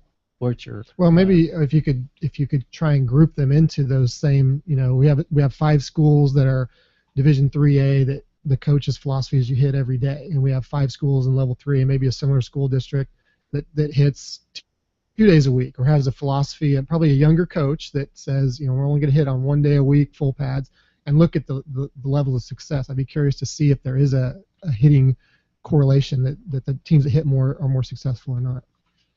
Somebody out there may know. I don't know. Tweet it. Well, I was just looking at Twitter, and Mike Hopper, he said, "Did you want to give a shout out to you guys?" He said he listened. What's up, Mike? He listened to the last one where I talked to you guys, and said it was a good conversation. And he just want to say shout out, thanks for what you're doing, and well, thank Jeremy and thank this high school, because this is an opportunity for us to come on. But you've set it all up, so, and Bill is you as well. So he just want to say good job, give y'all a shout out. And thanks, Mike. If you had a Twitter, he would probably mention you there in Twitter, but you don't have Twitter yet. So well, I'm not in the Twitters. I was actually thinking about that this morning. Maybe my son's on Instagram. So he's actually said something about I need to get you guys on the Twit, which I think that's a Did he talk call show. us a twit? No, I think that's I think that's an talk insult. show. I think it's a talk show, but I'm not sure. So Mike, what is the Twit? You can tell us that later. I think it's a talk show, and I think he was just saying you guys interact well and do well on the mic. I think. Okay. Maybe he was calling us names. I hope that's what it means. Yeah, Oreo's calling you Twit. You guys are really good participants, or you twit. You're twits. So. All right, do you have a filter on here? Is these filters, No, just joking. Nope, that's just the edit button, which I don't use very often. I'm curious on what you two in the high school setting think of the whole hit. The more you hit, the better you are. I mean, you have to deal with it every day. I didn't even have football when I was an athletic trainer at college, but what do you think? You've been here 34 years. So. Well, here at our school, I think Personally, I don't think they should hit as much. But then again, there's the other both sides. Since I know our athletes, I know our coaches, I know what talent level we have, and our talent level is not the Pearland talent. We don't have the pool of athletes to pull from with the exceptional skilled kids. I mean, we every once in a while get a 1 or 2 or 3. Lucky if we can get 5. I mean, it's not downplaying our school. It's just the talent pool we get to pull from. As far as hitting, I've seen it when they don't hit. The fundamentals slack off, and the kids get really lazy. They get hurt that way because they go against the talent level, and their fundamentals are off. Our kids basically have to have fundamentals down pat. Well, don't you think, Bill, sorry to interrupt, but don't you think there's a big difference between practicing fundamentals and hitting full contact, right? We can still practice I think they need to be in full. I think they really need to be in full pads if they're getting used to, if they're understanding how to, move around in their uniform. But late in the season, no. I think they're already used to the weather's not hot anymore. There's all different kinds of philosophies about it. They could do their practices where they're limiting, the drills to where they're not doing team. They can do team without hitting, without taking down. And our coaches really don't. They don't have the kids take them. They hit, they blow the whistle, but you have your gung-ho athletes every once in a while that'll cold cock a kid because, I'm macho. I want to be that. Yeah, I want to show off and all that. But they do team. We usually during the season we have one practice a week that really is the hard practice. The others basically go back a little bit and they tone down. And what day is that? That's usually about Wednesday. Tuesday. That's good. That's good spacing. Good, yeah. Then they tone down. That's really good. Because last year we had like a bunch of Thursday games, which I love Thursday games. I love Thursday games with the underclassmen on Wednesday. That just kind of gives us the weekend, No midnight Friday night. I hate Saturday games because they have this understanding that you need to have treatments on Sunday, which I'm used to say, yeah, okay, but then come up here and you waste an hour and nobody shows up. Right. Then I wasted an hour. Probably in the middle of the day too. And all that. So. All right. So my thought is we're dealing with high school kids, and so Mike is listening, and so he's interacting. So I'm going to make sure I mention the people that are interacting as much as possible. He was saying, I understand that hitting is necessary in football, but we must be careful to teach fundamentals most importantly. Correct. # Go ahead, do your hashtag symbol. # the SMB. And so my thought is that, these at the freshman level, I think it should be honestly a little bit more. They should be able to hit a little bit more because they aren't used to it. They need to get conditioned. A lot of our kids don't play Little League football. This is the first time they're playing sports, and so let them hit 2 or 3 days a week to get used to it. And then after that, as the season goes on, just let. But more of the fundamental. Contact 1 day a week, but hitting the pad is going to be a lot better. Going through the skills with full pads on is a lot better. But it's not about whether or not the pads are on that make you lazy. It's whether or not you structure the practice so that every kid is involved. You're going through rotations. Exactly what I was. That's exactly what I was thinking. Is why are these kids just standing around? Are standing around? Is there something they can? Is there a coach or a student assistant that can be working with them on just coming out of your stance or something? If they do stand around and for 10 minutes while the coaches are working with the first team, and all the scrubs, for lack of a better term, are standing there for 20 minutes. Of course, they're high schoolers, they're middle schoolers. They're going to start talking and laughing. The ball around. Keep them involved. Yeah, with the intermediates, you're talking. They only have 4 coaches. Right. And they've got 4 teams. And the other thing too about and I think it's a multifaceted answer that I agree with you. Right. We talked about this. I disagree with hitting 3 or 4 times a week. Yeah. And if you are going to hit, my recommendation is hitting at 25% speed, 50% speed. And if I'm really going to condition them to take some hits, I'm going to do it with some excess pads. So I'm going to hit them with some other padded areas, tackling dummies, those types of things. So you think that hitting the pads is going to prepare them for being hit in the game? Because that was the thing that mentioning, and it sounded like you were all in favor of hitting because you have to condition them to really be hit. I'm in favor of conditioning them to take the hit, because here are a couple things that you need to understand. It's just like in baseball. It's just like anything else. Let's say in baseball, you're going to dedicate part of your practice to being hit by a baseball. At least any coach that I've ever been a part of. Hey, look, we're not going to really focus on this for an extended period of time, but if an 80-mile-an-hour fastball comes your way and happens to hit you, how do you protect yourself from that, right? And one of the reasons why Little League kids now wear chest protectors is because they are not conditioned to turn away from it. Their immediate reaction is to turn into it, and now you're hitting the chest and you've got commotio cordis. Okay, fine. Well, I mean that's really yeah, why with nobody there to take care of it. Yeah, that's really why there's chest protectors. Okay, so now let's take that concept and go to football. Okay, so you've got a 14, 15-year-old kid who structurally is not mature enough to take those types of hits. The brain is not developed enough to take those types of hits. You're going to ask this kid on a Wednesday or a Thursday, because it's frost off really, to go and to participate in full speed, and we take simple physics. So what's the best way that I can condition them? Yes, I'm going to put them in pads, and yes, I'm going to have them work in those different areas, and I'm going to talk about fundamentals, right? We're going to hit what we see, and we're going to talk about coming out of stance. We're going to talk about proper tackling techniques, head on the side, butt down, lift, and thrust into it. You always see what you hit, all those different things. And so how do I condition them to really take the hit and to really take the pain? Okay, I'll give you, if the game is going to be on a Wednesday or Thursday, on Monday, let's run about 50%. And let's run into each other. Everything else, I'm going to hit you with a tackling dummy, or I'm going to hit you with a blocking pad, or I'm going to hit you. Because I guarantee, look, you're going to get hit with one of those at a 14 or 15-year-old kid, it's going to hurt. And so what I don't want them to do is I don't want them to be scared of getting hit. Because when they're scared of getting hit, and right before they get hit, they alter their biomechanics and they tense up, you're likely to get more hit from that, more hurt from that.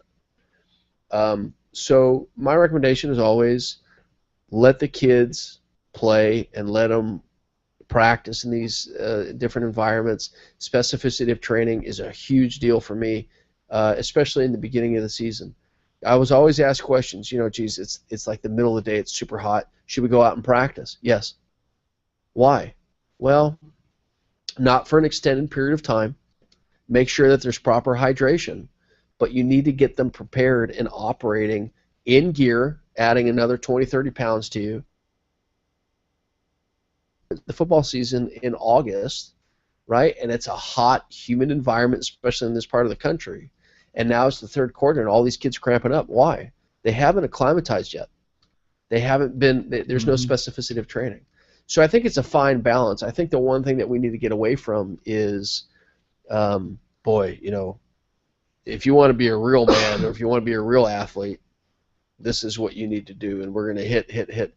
And this culture of, it's almost like this gladiator culture. And I say this, what's really interesting is that my dad was a head football coach for 20 years. I grew up on the football field. I played football my entire life. And so I understand what it is that you're trying to accomplish. On the back end of it, we need to make sure that we're doing it very safely and that we're effective. Because what do we really want? We want these kids to have a good time and learn something. What are you really going to learn from football? Right? Besides, I learned how to block or I learned how to throw a ball. You really are operating in a strenuous environment, in a team environment. You learn to rely on one another. You learn to rely on yourselves. And you take those lessons and you move forward in life. And that's what life is really all about, right? Yeah, the stress and the pressure. Right. To operate, something. Right. And so, I think it's a fine line, and I see the coaches as a whole really moving towards, or away from what it used to be, like, suck it up, throw some dirt on it. Pain is just weakness leaving the body. I understand that to a point, but when these athletes are really injured and you're asking them to do things at 14, 15, 16 years old that structurally they're just not capable of doing, mentally and emotionally and physically they're just not capable of doing because they're 14, 15, 16, 17 years old. I mean, let's take let's take one of these major universities. 100 and something thousand people in the stands, right? Opening, right? They're packed. Let's take U of H in the new stadium. Yeah, let's put University of Houston, brand new stadium, 45,000, 50,000 people, screaming fans. You're an 18-year-old kid. You've played in front of 300 people before, and now you're going to come running out 45, 50,000 people. That's what we need to prepare them for. How are you going to operate? They already know how to hit. They already know how to block. They already know all these other things. Let's have them operate under this type of stress. So that's just me. Dr. Yellen, he brought up specificity of training, and I just had to laugh because one of my biggest pet peeves in athletic training, and I don't want to be called out, but the 6-minute mile for basketball players. What does that have to do anything with basketball? What does a slow, a jog have to do with how good of a basketball player? What kind of fitness level you're in for basketball? And I always thought every year I'd see this in the men's team, the women's team. I'd hear about in high schools, and it's just some kind of standard that's out there. Either it's dichotomous. You either pass by getting in under 6 minutes, or you fail by it takes longer 6 minutes. I said, how does that translate to what level of fitness? Why are they not doing short sprint zippers, or there's other terms that they use? It just seems to me when specificity of training is where so much time could be spent, saved, I guess, focusing on what they're doing in athletics. Now, football and hitting, that's different. But when he's talked about that, I just had to laugh because I've seen that so much, and I think it's this old school mentality. Well, this is what I did when I was a player, so this is what I'm going to do as a coach. And I apologize if anybody's out there that just loves the 6-minute mile. It's just. Or how about a 12-minute mile? Is it 12-minute? Well, I don't know. When I was in college, my first year at Sam, head coach was Billy Tidwell. I could drive a mile. Billy Tidwell was the head coach. And I show up, and our first day, they had the veterans come out, and they had to run, so many laps in 12 minutes. And then they had all these 125 freshmen that walked on and came out, and they were falling out. I mean, they never had to run 12 minutes at one time, ever. Mm-hmm. What? I didn't understand it. I'm 18 years old. I'm like going, what are we doing? Why are we, doing that? And then when I came to work here at Pasadena, here's a good example of hydration. I came to work at Pasadena in 1980. They gave them a 16-ounce styrofoam cup of flake ice. That was their break. I'm like going, what? What? This ain't gonna work. No, that ain't gonna work. When I was in high school, and not as a student trainer, as an athlete, our football coach told us, "You'll get a drink when you do it right." I mean, this is after this was in 1990 to age myself, but it was we'd have all these drills, and we're like, "Come get a drink." It's like, "You'll get a drink when you do it right." Like, well, think about what's going. We're fatigued. We're frustrated. Maybe let us get some fluid in us, and we will do it right. It was like withholding, and it's an old school mentality again of withholding fluid from. And back then it was common, and nobody ever had a problem in our school, but it's that old school mentality of that's the way we're going to do it. And I think now you see a lot more of unlimited water breaks or whatever. There's always water, but what did it take to get there? It always makes me think of what will it take to get a stop sign put at this intersection? Well, when somebody dies, and that's usually what happens with terrible, the hydration. But it's terrible, and that's what I think this evidence-based practice component of the NATA or the BOC and Katie is coming to is we're trying to get athletic trainers to understand that evaluate what the research says and understand it and be able to make the best decisions possible, best practices, and not this is the way I learned it. We put ice on and that's it. What about other possibilities? What is the research showing? And I like to see that because it gets out of that old school mentality, and I think that's very beneficial for our profession. So jumping back to the contact, Mike had mentioned, it said something like our definitions of contact are different, and so I asked him for clarification. It was, in his thought, is full out contact no more than 2 times per week, and full contact plus 1 game a week. So 1 day of full contact a week, Tuesday, Wednesday shells, and then Thursday a walkthrough. I'll give you that. That sounds about like what you were saying. I'll give you that. Yeah. Now the only caveat that I put to that is I won't play a ever, Saturday game, and then you're gonna have to shift it. I won't ever run them at 100%. Oh, that's my recommendation, right? I was never the coach, but when the coaches came to me and said, "Look, what do you think?" My recommendation was, let's ramp up and then ramp back down. So if you've got a Friday game, Tuesday we're gonna go at about 75%. Now, how do you know what 75% is? Well, you can always see, right? Middle linebacker hits the gap, and they're going to shoot out. That's the reason why the 40-yard dash is so important, right? How fast can you close that gap? And that's the reason why exercises like squat and deadlift and clean and jerk and all those other things, that's why they're so important, is so you close that gap fast. So you know when they're running 100%. Don't run 100%. Run about 75, right? Save the 100% for the game time. So I'd agree with that. So we may have mentioned this. I think Bill actually said something about it. So a lot of the times, coaches and even athletic trainers will find that when kids aren't going 100% is when they're more likely to get hurt, just because they're I think they're thinking about it more. But I think right? What I've heard too is that's true. But what part of especially in a contact sport, is one person is going 100 because he doesn't have the understanding of what 75% is. One kid's going 75, so the running back, you might say, is going 75% up through the middle. Here comes the linebacker who doesn't understand 75, so he goes 100 and just lays the kid out, and so we have an injury. But yes, I think 75% means you're being a little lagging, a little bit not lazy, but you're just kind of going through the motions quickly. So are you anticipating the hit as well and that kind of stuff? But I mean, research-wise, I don't know what the injury rates are, but I have heard that as well anecdotally, that injury rates increases at slower speeds, and I think some coaches turn that into, that's why we're going to hit all the time, because injury rates are higher at 75%. Well, if I had the perfect setting where I get to make all the decisions, mine would be the full speed tackling drills would be controlled. Mm-hmm.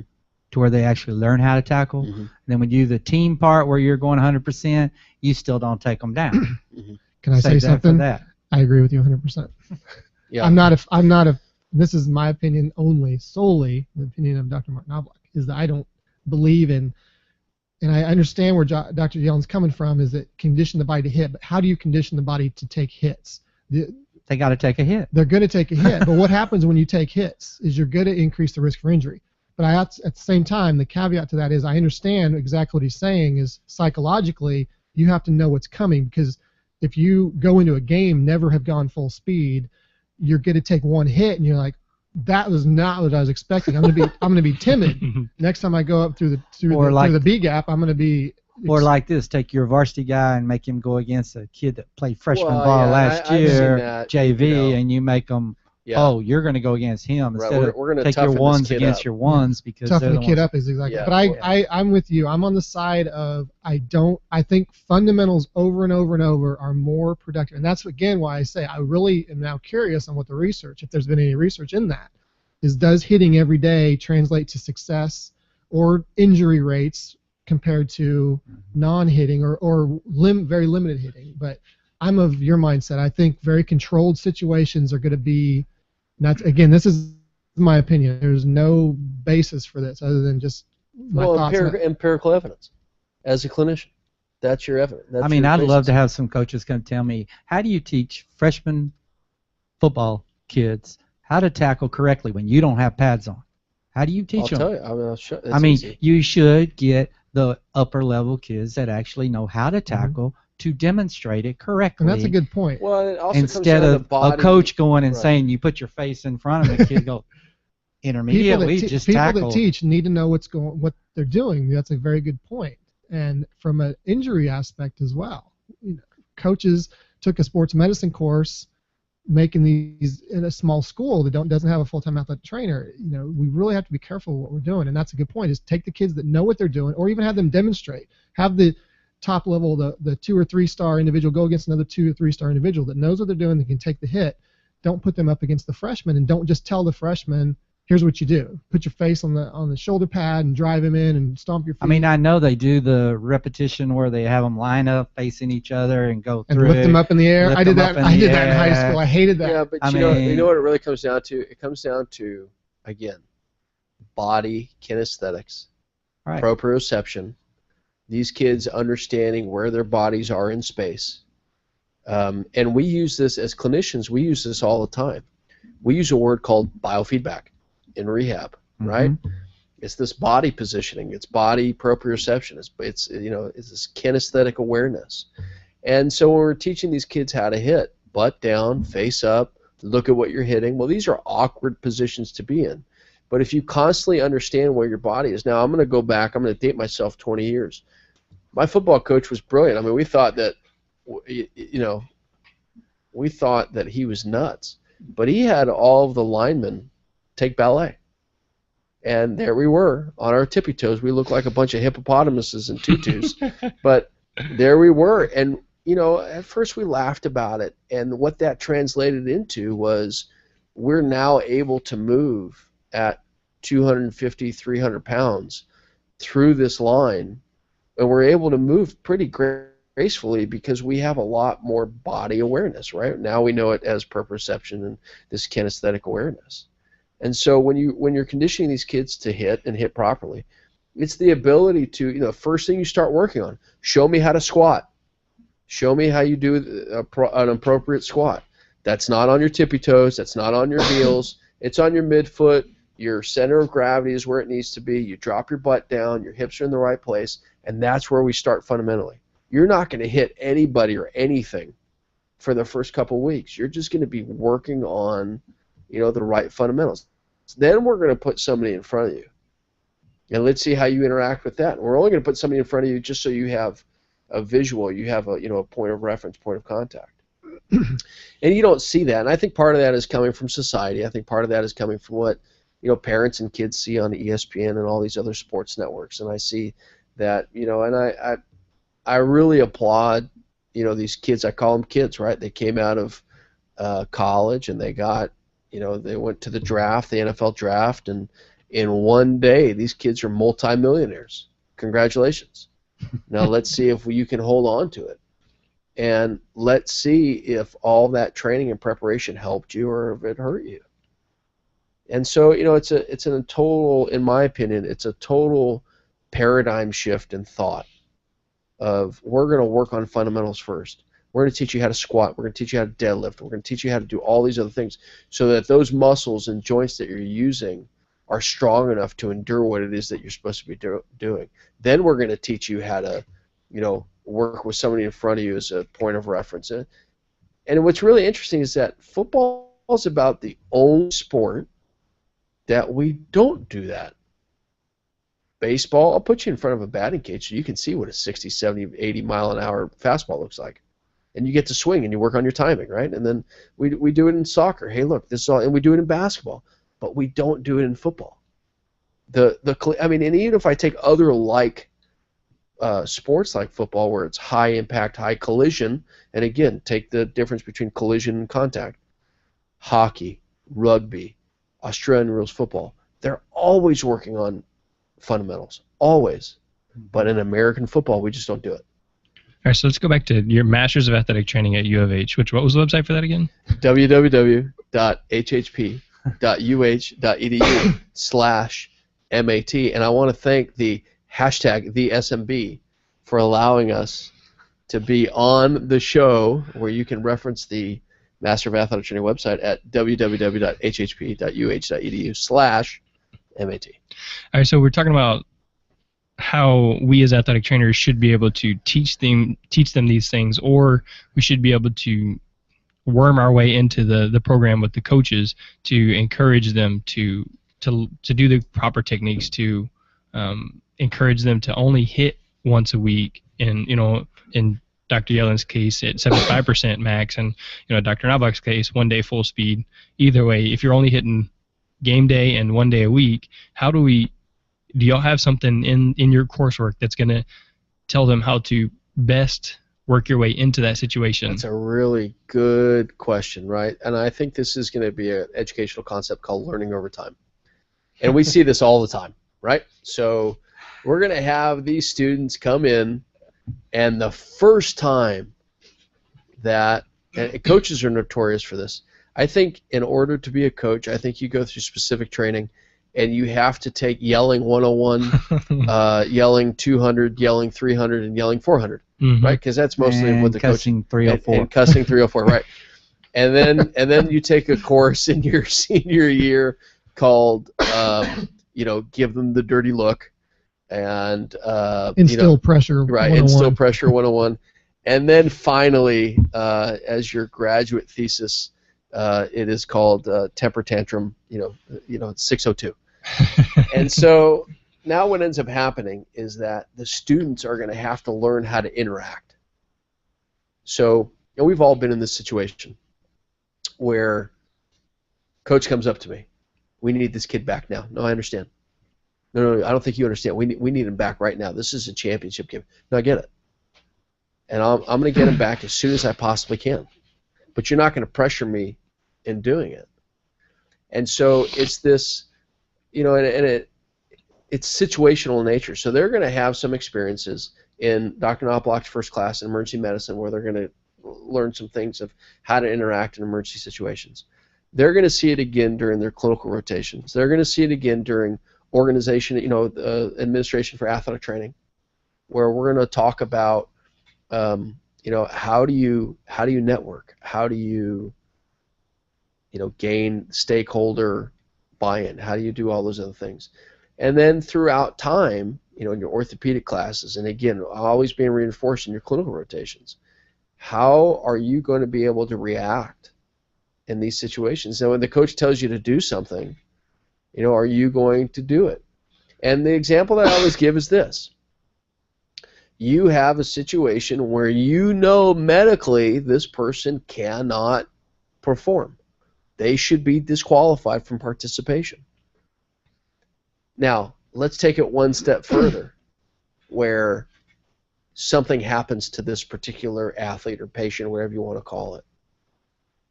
When they come back and sue, and they will, by the way, it's going to be a shotgun lawsuit where they're going to go after everybody. When they come back and they go to strip the coach of all his initials and credentials, or all her initials and credentials, they don't have any. But when they come back and they say, hey, athletic trainer XYZ, you violated the NATA Code of Ethics, you violated the BOC standards, for professional practice, you violated the Texas State athletic training, you are now negligent. You're toast. And all those letters and all those initials that you work for are gone. You can no longer practice, ever. And I'm sorry, go ahead. Well, one of the things you asked about, how do we teach that? And one of the things I've always told my students is that I am fully cognizant that the coach is under pressure. I respect what he or she can handle, how she can handle the pressure, and I understand the game's on the line. And I always use the worst case scenario, which is getting the bell rung. And they will come up and they'll say, I need this kid. And I've only had it happen one time, and it really was a short conversation. It was just, Coach, he's done. It was a football player, and I locked the helmet in the trunk, and it was the end of this. And he didn't challenge me, but he said, hey, I really need him. Can he go or not? And I said, Coach, let me do my evaluation. But back to what I was saying is, I understand the pressure these coaches are under. They get parents calling them because their kid's the superstar and they're not playing enough. They've got the media, they've got newspaper articles printed about their philosophy. I fully get that, and I respect that. And I have the utmost respect for coaches that do that. What they will say is that my job is on the line as a coach. My job is on the line. I need this kid. My response to that is, Coach, his life is in my hands. His life is on the line for me. I'm not risking that. And I said worst case scenario, the bell rung, a possible brain injury. I'm going to do a full evaluation. I don't care at that point. And the thing I like about our profession is that we have the backing that we are taking care of their health. There's no career on the line. There's no financial gain out of it for us. It's that kid's future is in my hands. I have that backing. So when I get challenged, I have that as an excuse, is I wanted to make sure this kid will be able to function fully the rest of his life. Coaches don't have that. Yes, their job is on the line if they don't win this game. But is one kid out of 11 in football going to make that big difference? It could. You never know. It's happened before. But I tell them, the first thing the students, you be respectful.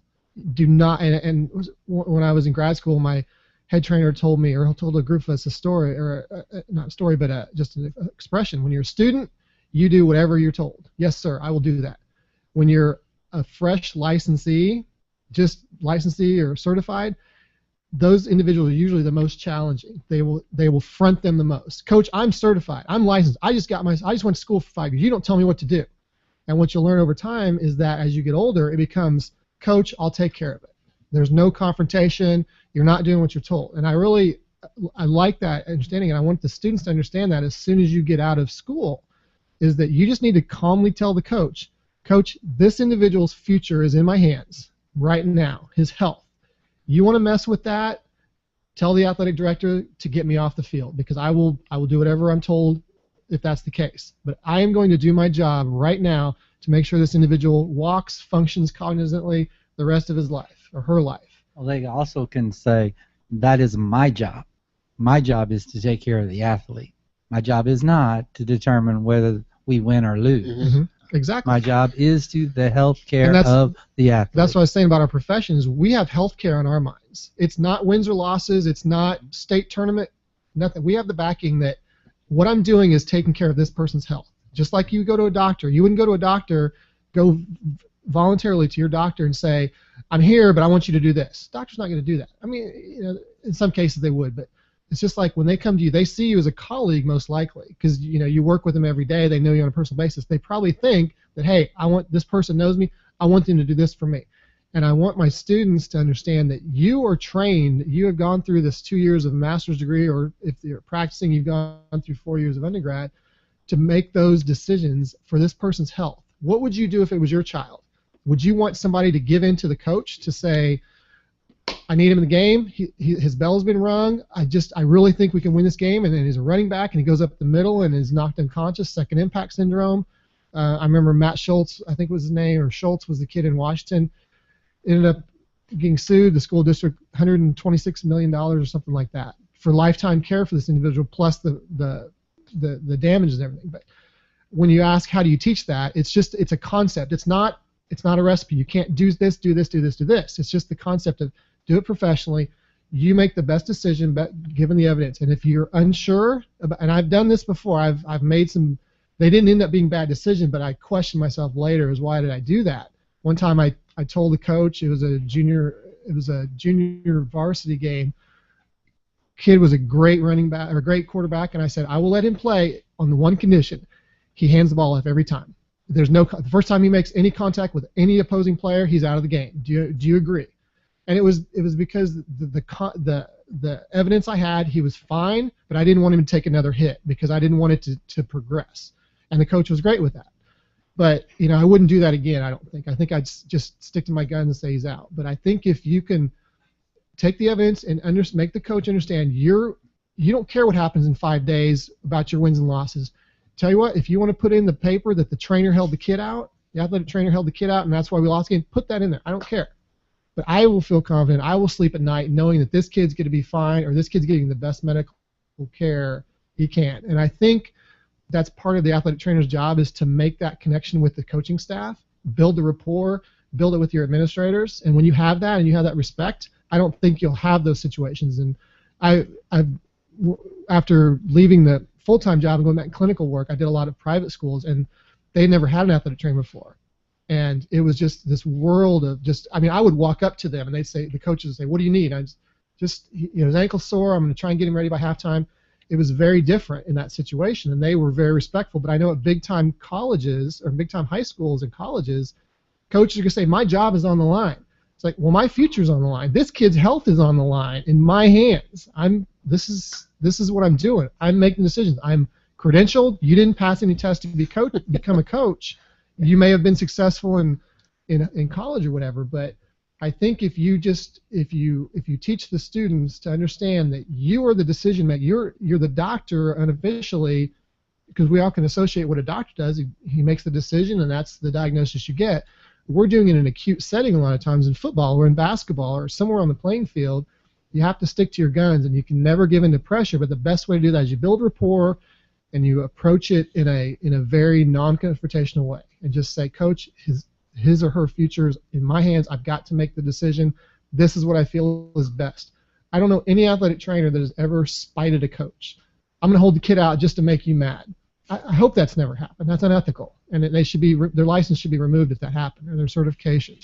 So hopefully we're putting out individuals that aren't going to do that anyway. But I think that's where a lot of it comes from. You teach them just how to get coaches to understand this is a health condition, not a win, loss, job loss, that kind of stuff. So, long-winded answer to your question. Bill, you brought up something really interesting. I follow that same philosophy. I was always asked by people, like, aren't you a fan of whatever team I was with. Oh yeah, I hope they do really well. But if they win or they lose, that I don't want to say, I don't want to downplay the importance of that, but it's irrelevant to me. I'm going to place my victories on, did we get everybody back okay? Did we make it through the game with no injuries? Yeah, and you know what? If if we did make it with no injuries, or if we did make it with some injuries, what kind are they? Yeah. Are some of these career-ending, or some of these life-ending, or some of these just? Were they preventable? Yeah, that's I always remember. Is there anything we could have done different? Right, and I always left the game like, yeah, geez, man, you guys got smoked, 73-0. Yeah, but everybody's alive and they're healthy and they're able to play again next week. Yeah. And that's. But as with y'all's course and everything you are putting out athletic trainers, it's going to be a lot easier for them to fit in settings, in my opinion, because the profession is a little more, everybody's more aware of our profession and what our credentials are and everything. So really, every year it's easier as far as the pressure goes. But I remember back when I first started, in the first 10 years, when athletic training was still, in the 80s, I had head coaches call me, I babied the kids and I did all this, that you're like a mother to them and all this. I've had those things. Well, I don't have any experience, but it's totally different now. I mean, I've got, 30 plus years, so I haven't had a coach yet tell me that yet. Well, now. I think the coaches, I always looked at coaches like, almost like a lions or tiger. They're going to go sniff you out. Oh yeah. And they're going to figure out. It's like a pack of dogs. They're going to go and they're going to figure out which the weak one is, and then they're going to go attack that.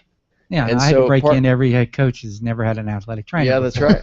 So part of that is that you're going to show, hey, look, I'm going to go toe to toe with you, and just like Dr. Knoblauch said, I need this kid in. That's great. I'm going to do my evaluation, and I'm going to tell you whether this kid is qualified to go or not.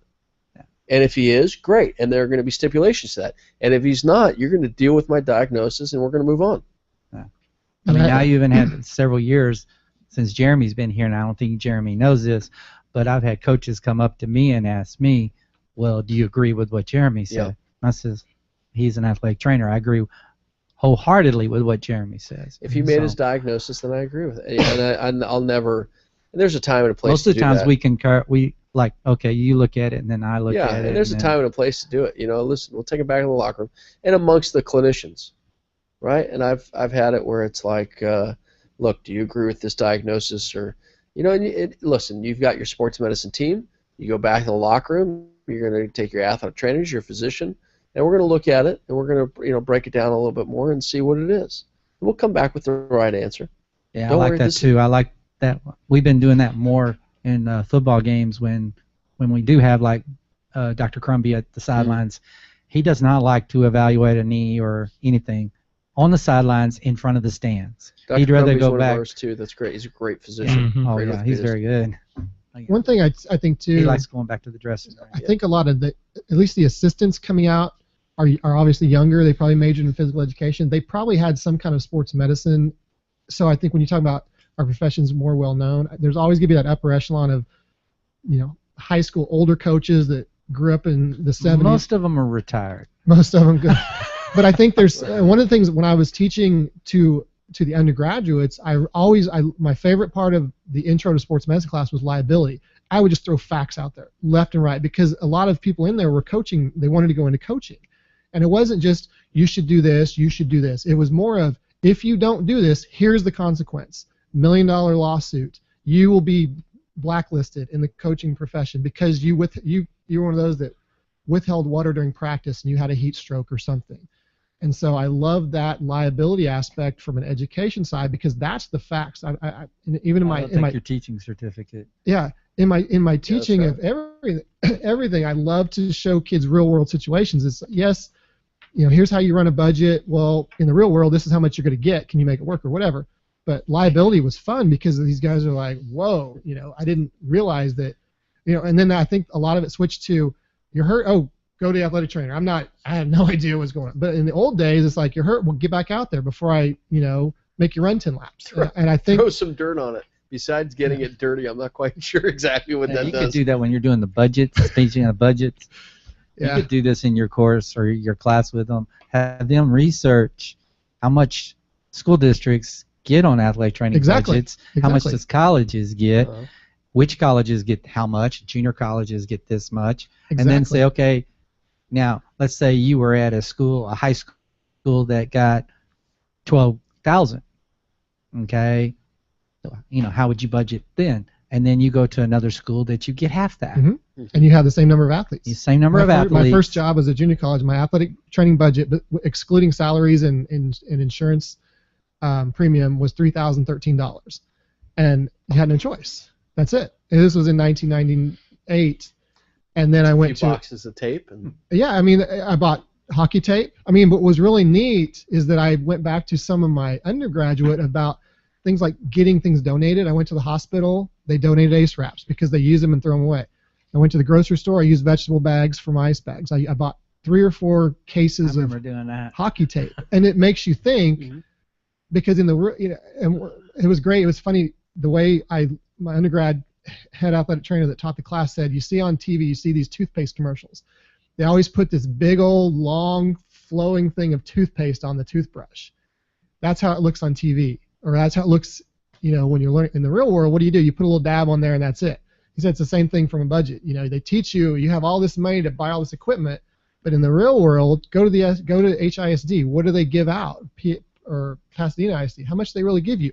And this is how you're going to make it work. You cannot go to them and say, I need more money, unless it's for health care. We have a medical emergency or something, and we need. But what also happens is football goes over budget. You have some money left in your budget, and this has happened to me. They saw you had money left.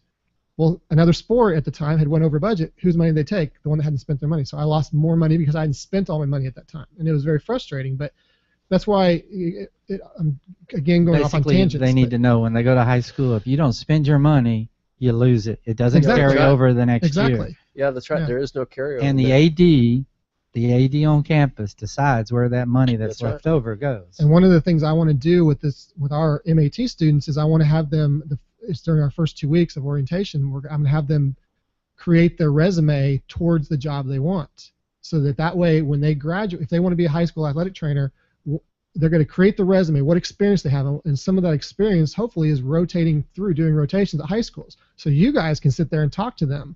They're like, well, do you have any coach table? We don't use coach. We use Jaybird because we can't afford Zonus or whatever. And so they see that, okay, things are different here than I was used to when I was doing a U of H rotation in the athletic department. It's not the same. Your training room is as big as the supply closet, but you guys make it work very effectively. And so that's what I want them to do, is to get the experiences so that when they go there, they're not thrown in this culture shock. You adapt. You have no choice. And the best athletic trainers are the ones that improvise. Well, yeah, I'm given this box of tape that's been sitting in a closet that's been 120 degrees for the last 3 years, and the tape, it sticks here and it doesn't stick there, and you're in this really poor school district where we don't have any MRIs, or we can't get to an X-ray, and so guess what, man? You got to be able to make it work, and you got to be able to improvise. And you know what? Your ears and your brain and your eyes are the MRI. It is the X-ray, and that this tape that you have to work with, or all the bargaining and bartering that you had to do, this is all going to pay off. And those, in my experience, those are the best athletic trainers because they can function in any environment. Some of my biggest concerns is that some of these students that are coming out of these really big programs that are exposed to all these incredible things that you see on ESPN and all that stuff. Indoor swimming pool. Yeah, then they can't. They can't operate. Indoor football practice. Yeah, I mean they can't. Well, I mean they can't operate in a setting. If we put them out in one of these poor, areas, they can't operate because they're not used to, really using their hands, and that is no different than the medical students that we're putting out and the PT students that we're putting out. It's the same. Technology's really helped us, but don't let technology interfere with the fact that you are a good diagnostician. Fundamentals. Yeah, fundamentals. Anatomy doesn't change. Anatomies do the same. So let me jump in real quick. Sorry, Jeremy, we've completely monopolized your show. I'm sure we've set the new record, by the way. Yeah, by the way, how long are we going for now? No, last time was 2 hours and like 14 minutes. I think. Where are we at right now? 2:03 according to this. Oh, dude, hey, 12 more minutes, brother. We got it. That's easy. That's easy. We apologize to the listeners. All right, so Dr. Knoblauch, I quoted you, but I don't think I quoted you correctly. I said the ATs that usually get into fights with coaches are the new ones who need to prove themselves. Fair enough. It's not. I don't know if it's prove it. It's more of I just passed a test. You don't tell me what to do. Well, and that was brought up. I already to me. tweeted it, so it's and more importantly, that's okay. Hashtag the SMB. More importantly, again, that's Bob Marley hashtag. retweeted that. Oh, really? So I mean, it's official. Bob Marley retweeted it. So. Well, since Bob is listening, and I know now about 90,000 people. I'll give you the context. I was in grad school, and you can't go back now. No, I'm not changing. I'm not changing it. I'm not changing my story. But that was told me by our head trainer. He said, when you're a student, you do whatever you're told because you have no credentials, you have no power, anything. When you pass your test, everybody's told you are now an expert. Mm-hmm. And when a coach challenges you, one of the first things is, I've seen it, but I'm not. This isn't my quote, but the head trainer said the most what he was trying to get across to us is don't go out there. But what he's seen, he was telling us as graduate assistants, and he was telling it that he has seen it in graduate assistants because most of them just passed their certification test, is they're the most confrontational people because they just passed their test. They're not going to have a coach, a non-certified licensed coach, tell them how to do it. So they will get in their face and say, I am certified as an athletic trainer. I went through school, whatever else. You're not telling me what to do. And what I hope our students see is that that's true. They're not credentialed. They're not highly trained in to a point, because if that head football coach is the athletic director, then they're in hired trouble. you. Then they're in trouble. But what I want him to get at is just to do it from an educational side. Coach, I've seen this before. This is what I want to do. And try and skip that, because what he then said was that as you get older, you become much more non-confrontational. It's more of coach. It became a coach. I'll take care of it. And I hope our students see that and gain that. So, and I remember being that when I finally passed my certification test. That's abrasive. Boom! This is awesome. Mm-hmm. I know as much as 30,000 other people. I'm on their level now. I wasn't just a student, and I can see where it comes from. And it made a lot of sense what he was saying, is that the most confrontational athletic trainers are the ones that just got their credentials, because now they have this power, and now it's not a power trip, but they have the ability to make these decisions. And they're not going to have somebody come in and tell them, or somebody come and tell them what to do or how to treat this injury. And you can easily say, Coach, get out of my face, back away. Or you can say, Coach, I'll take care of it. Just tell them, don't react.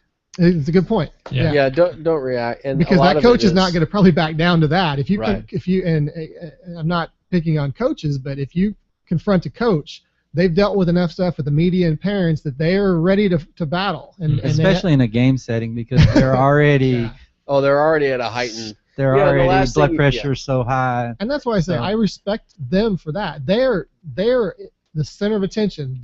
A lot of their reputation's on the line, their livelihood may be on the line. I respect that. But when it comes to injuries, the kids' health is in my hands, not the coaches. Because like Dr. Yellen said, and like I said last week, if somebody sues, the coach is not going to say, you know what, guys, I'll take the responsibility. Leave the trainer alone. No. It's going to say, well, he's the medical professional, or she's the medical. They made the decision. They put him back in. Mm-hmm. They're not going to do that. So it's But hopefully your young athletic trainer, when they're hired by that person or that athletic director or whatever, they do ask them a bunch of questions about what is your philosophy and how are you going to respond, and what happens when I hold a kid out. And I think it's a matter of showing them all those different situations, as they're coming up, so that they are prepared to deal with role the play. environment. Yeah, well, and those are all really good teaching And we tools. talked about, hopefully we can have something like an interview seminar for our students, because that's the questions going to come up. Star quarterback's always the example. Star quarterback just got hit in the head, and it's the state championship game. What do you do? High school setting. Yeah. Senate bill. Yeah, I mean, what you do is you make the best decision possible. If you need to hold him out, what I do is I'd either hold the helmet or lock it in a trunk and take the key. I mean, everybody has their own philosophy, but that way there's no sneaking him back around. One time when I was doing contract work, I gave the helmet to a student that wasn't even a student trainer, it was like a manager, and I said, you do not give this helmet to anybody. 5 minutes later, the helmet's gone. I said, where is it? Well, the kid asked for it back. He wasn't in the game, but I made an error in judgment, and I gave it to a student who was, from a hierarchy. The football players were all above him, so he just told him, "Give me my helmet now," and that was the end of it. And made that decision, made that mistake, and never. Luckily, he didn't go back in the game. But that's exactly what you said. Is do an interview session, and how do they know what's going to be asked of them? And I learned to hold the helmet because I'll never forget. I told them number 68 was out, and they went into the locker room, and number 68 changed his jersey and came out as number 65. And I was like, "Where's 68?" "Oh, 68's out." And if something happened, it would have been his fault. Yeah, and I was looking clearly. around, and I realized 68 is now 65, and so I took the helmet, and that was probably 15 years ago, and from that point on, Always take the helmet. Hey, listen, you cannot play. The other thing I learned along the way, and this only happens at high school, is that I have been known to walk on the football field and go talk to the white cap. I disqualified this kid. What do you mean? The coach went around me. I disqualified him because of a suspected concussion or whatever it is. And the white cap will stop. They'll stop the game. And I've had situations where it's like, you got to be kidding me. Whose side are you on? As the athletic trainer, my job is to protect the patient. To the point of, we went back to the freshman football player. This kid really took a hit, and he was out of sorts, and he was not prepared and he was just emotionally not prepared. And he's crying, and the coach would come back, and the coach starts calling him names. You this and you that, you better get back in because you're a this and you're a that, and okay. And it's not really helping. The kid really doesn't want to go back in, and I asked him privately, "Do you want to go back in?" He said, "No, I don't. I'm scared, and I don't want to go back in." And the coach comes back, and he says, "Look, is the kid ready to go or not?" I said, "You know what, coach? I think the kid's got anallaxohelia." "What?" I made it up. Yeah. "What?" "He's got anallaxohelia." "Oh my God, I've never heard of that." "Well, that's how severe it is." I'm stealing that. Yeah, that's how severe it is. It's rare, but Yeah, it's it's serious. rare, but I need to take him to the locker room, and I think I need to, and so you know what? I called his pediatrician, and I let him know. I said, "You know what? From a physical standpoint, from an injury standpoint, he's 100%, but psychologically and emotionally, he's not prepared to deal with this." And so, you need, just to let you know that you're going to go look at this, and you're going to clear him from a physical issue, from a physical standpoint. But this isn't a physical injury. This is a situation where he's just not prepared. Yeah, anallaxohelia. I mean, and you learn this throughout time. And the other thing that Dr. Knoblauch said too is, over time, I became a lot more calm because you become more confident in your skills as a clinician. Mm-hmm. You become more confident in your ability to deal with confrontation. You become more confident in your ability that, ultimately I'm going to make this recommendation, because that's really what it is. It doesn't matter if you're a physician. It doesn't matter if you're an athletic trainer. Yeah, we're going to diagnose an injury, but really it's a recommendation of this is what I think it is, and this is what I think you should do. And, okay, well, they're going to listen or not. Now, ultimately, your job is to protect that patient. Protect the patient. All right. Are we breaking some records here? Well, we're still going to get another couple minutes, I think. All right, so Mitch Gill, I'm not sure if he's listening live or if he's just responding on Twitter. He says, Mike Hopper said something about he had a coach that was really good and said, if Doc Hop, because Hopper, I guess, Sure.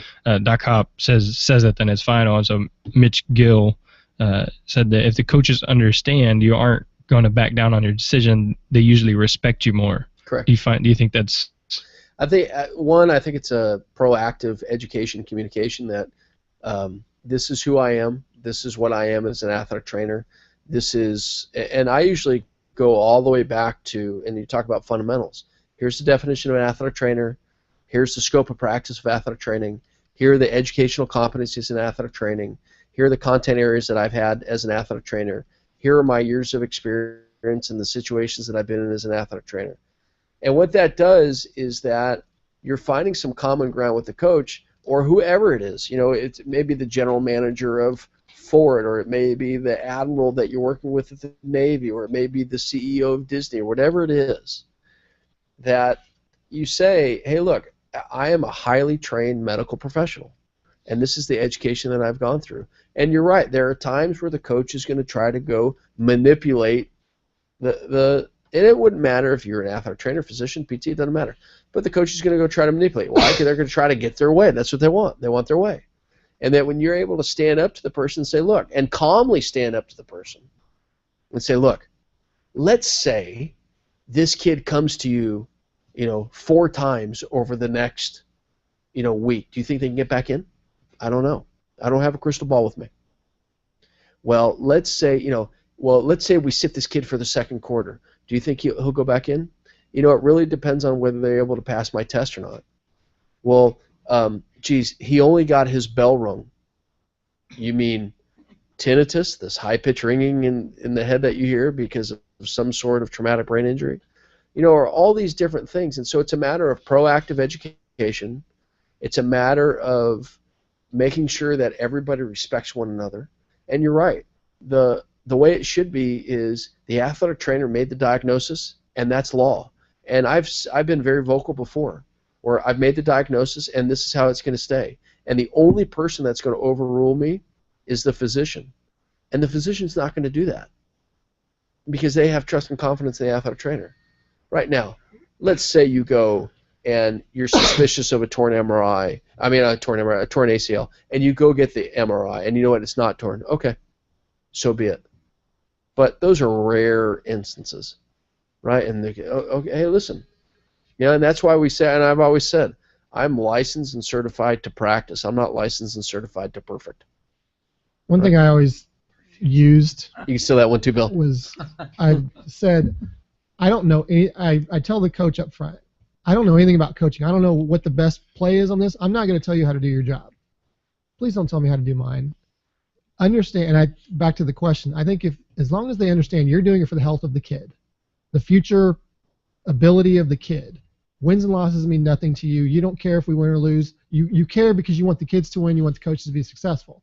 But you're not going to make any decisions based on whether it gets you a win or a loss. You're going to do it based on the health of the individual. And going back to what Bill said is maybe when you set up an interview, ask, can coaches be on my interview committee? Because I want them to understand my philosophies right out the bat. And if it's a situation where you're in there and the coach is telling you that wins and losses, us getting the state championship is a huge deal here, maybe that's not the best situation to be in employment-wise. But I've always said, I don't know, and I understand football, I understand basketball, but I'm never going to tell a coach how to do his job. Why should he or she be telling me how to do mine? Credentials, experience, training, all that is in my background. What is in yours? Well, you know a lot about coaching. You're a very successful coach. Coach the game. Kids are getting hurt in your drills, not mine.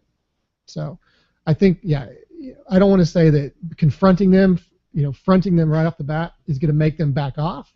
It depends on the personality of the coach too. Yeah. You may get one that fronts you right back, and now all of a sudden you've got a bad working relationship. That coach, what if he's the AD? What if he has the AD as his best bud?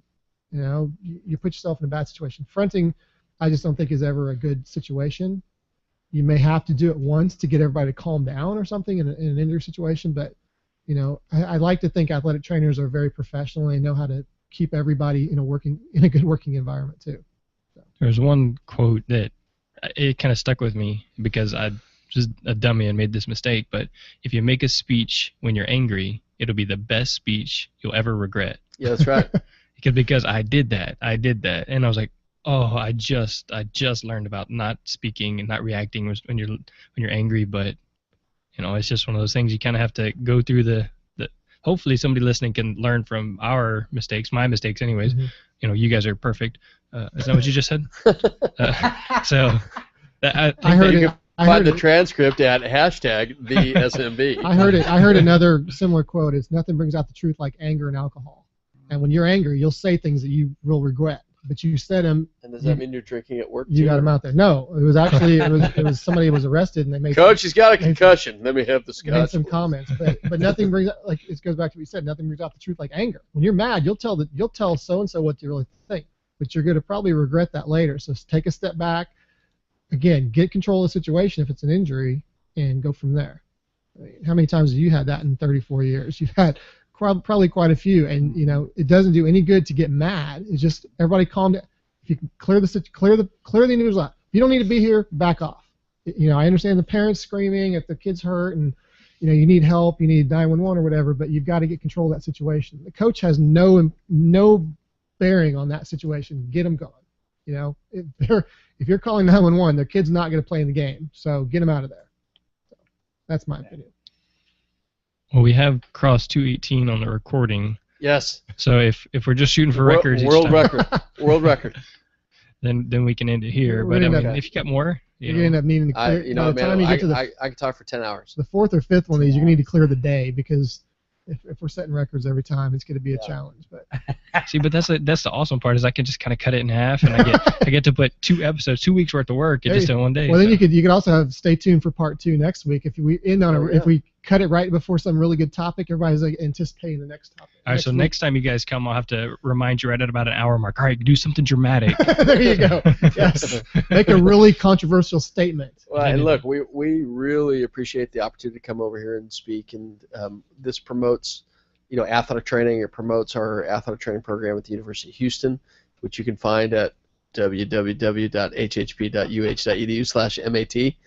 And it's really great for the entire Houston sports medicine community, and obviously this is reaching out to other athletic trainers and sports medicine professionals across the country. So anytime you want us back, just shoot us an email, even if it's the day before. Let us know, and we'll be here.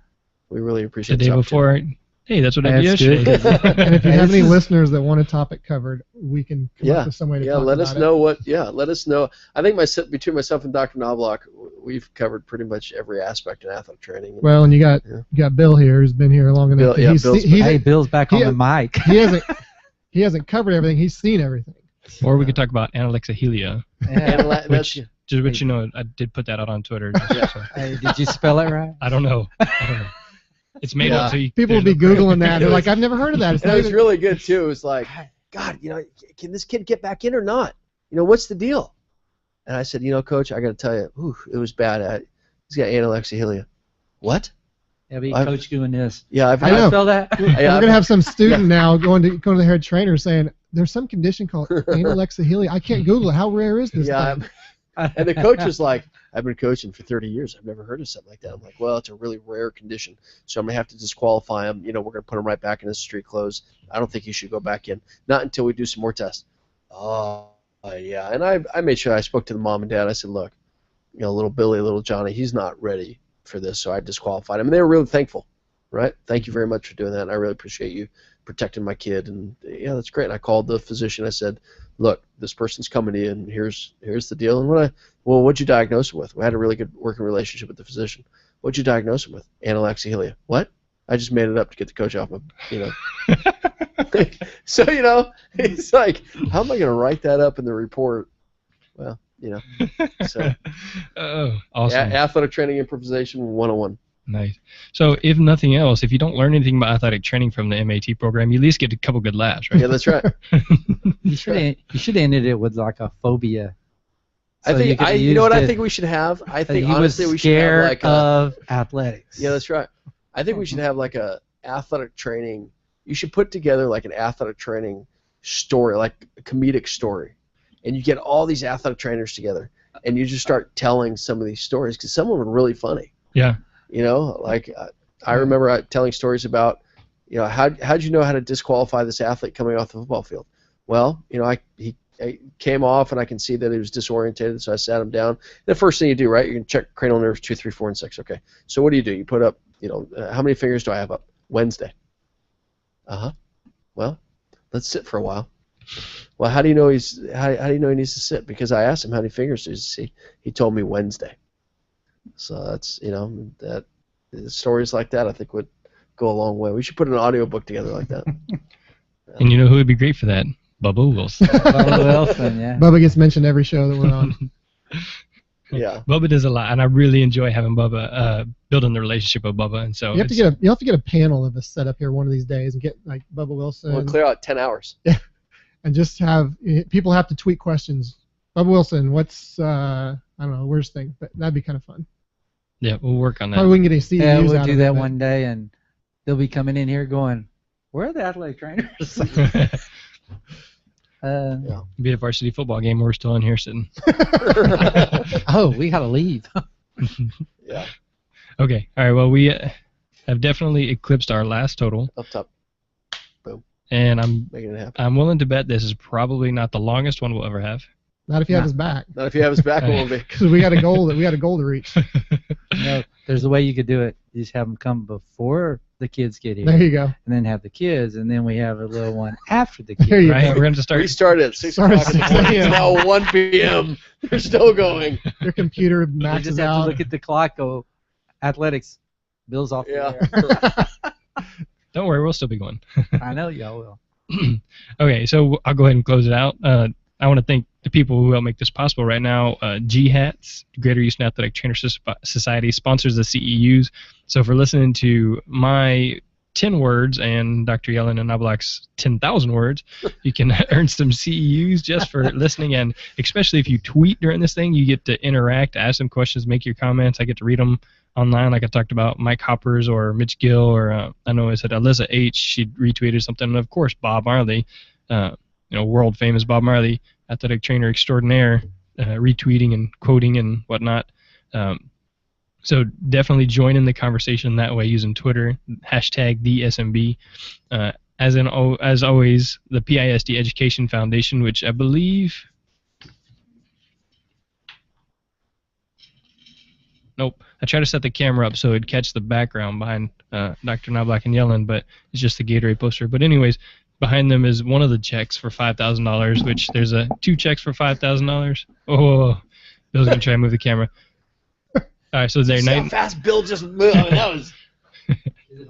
Yeah, that's good. So you can see there's a check for $5,000, another check for $5,000, a check for $3,100, a check for $800, and that's probably not even half of the ones that I've received from them. And so, I mean, a ton of stuff that they've done, donated, supported. Panoramic. Now it's just like showing half of Dr. Yellen's head. So. This is awesome. This is like when my daughter takes pictures with my smartphone. All right, take a picture. This is my forehead. Oh. Well, that's probably good. All right, so I'm going to keep going. So the PISD Education Foundation does a lot. And then our website, sportsmedicinebroadcast.com, where I'll have links again. I think I'll have to go back and copy and paste the other one because my students didn't write it in this time.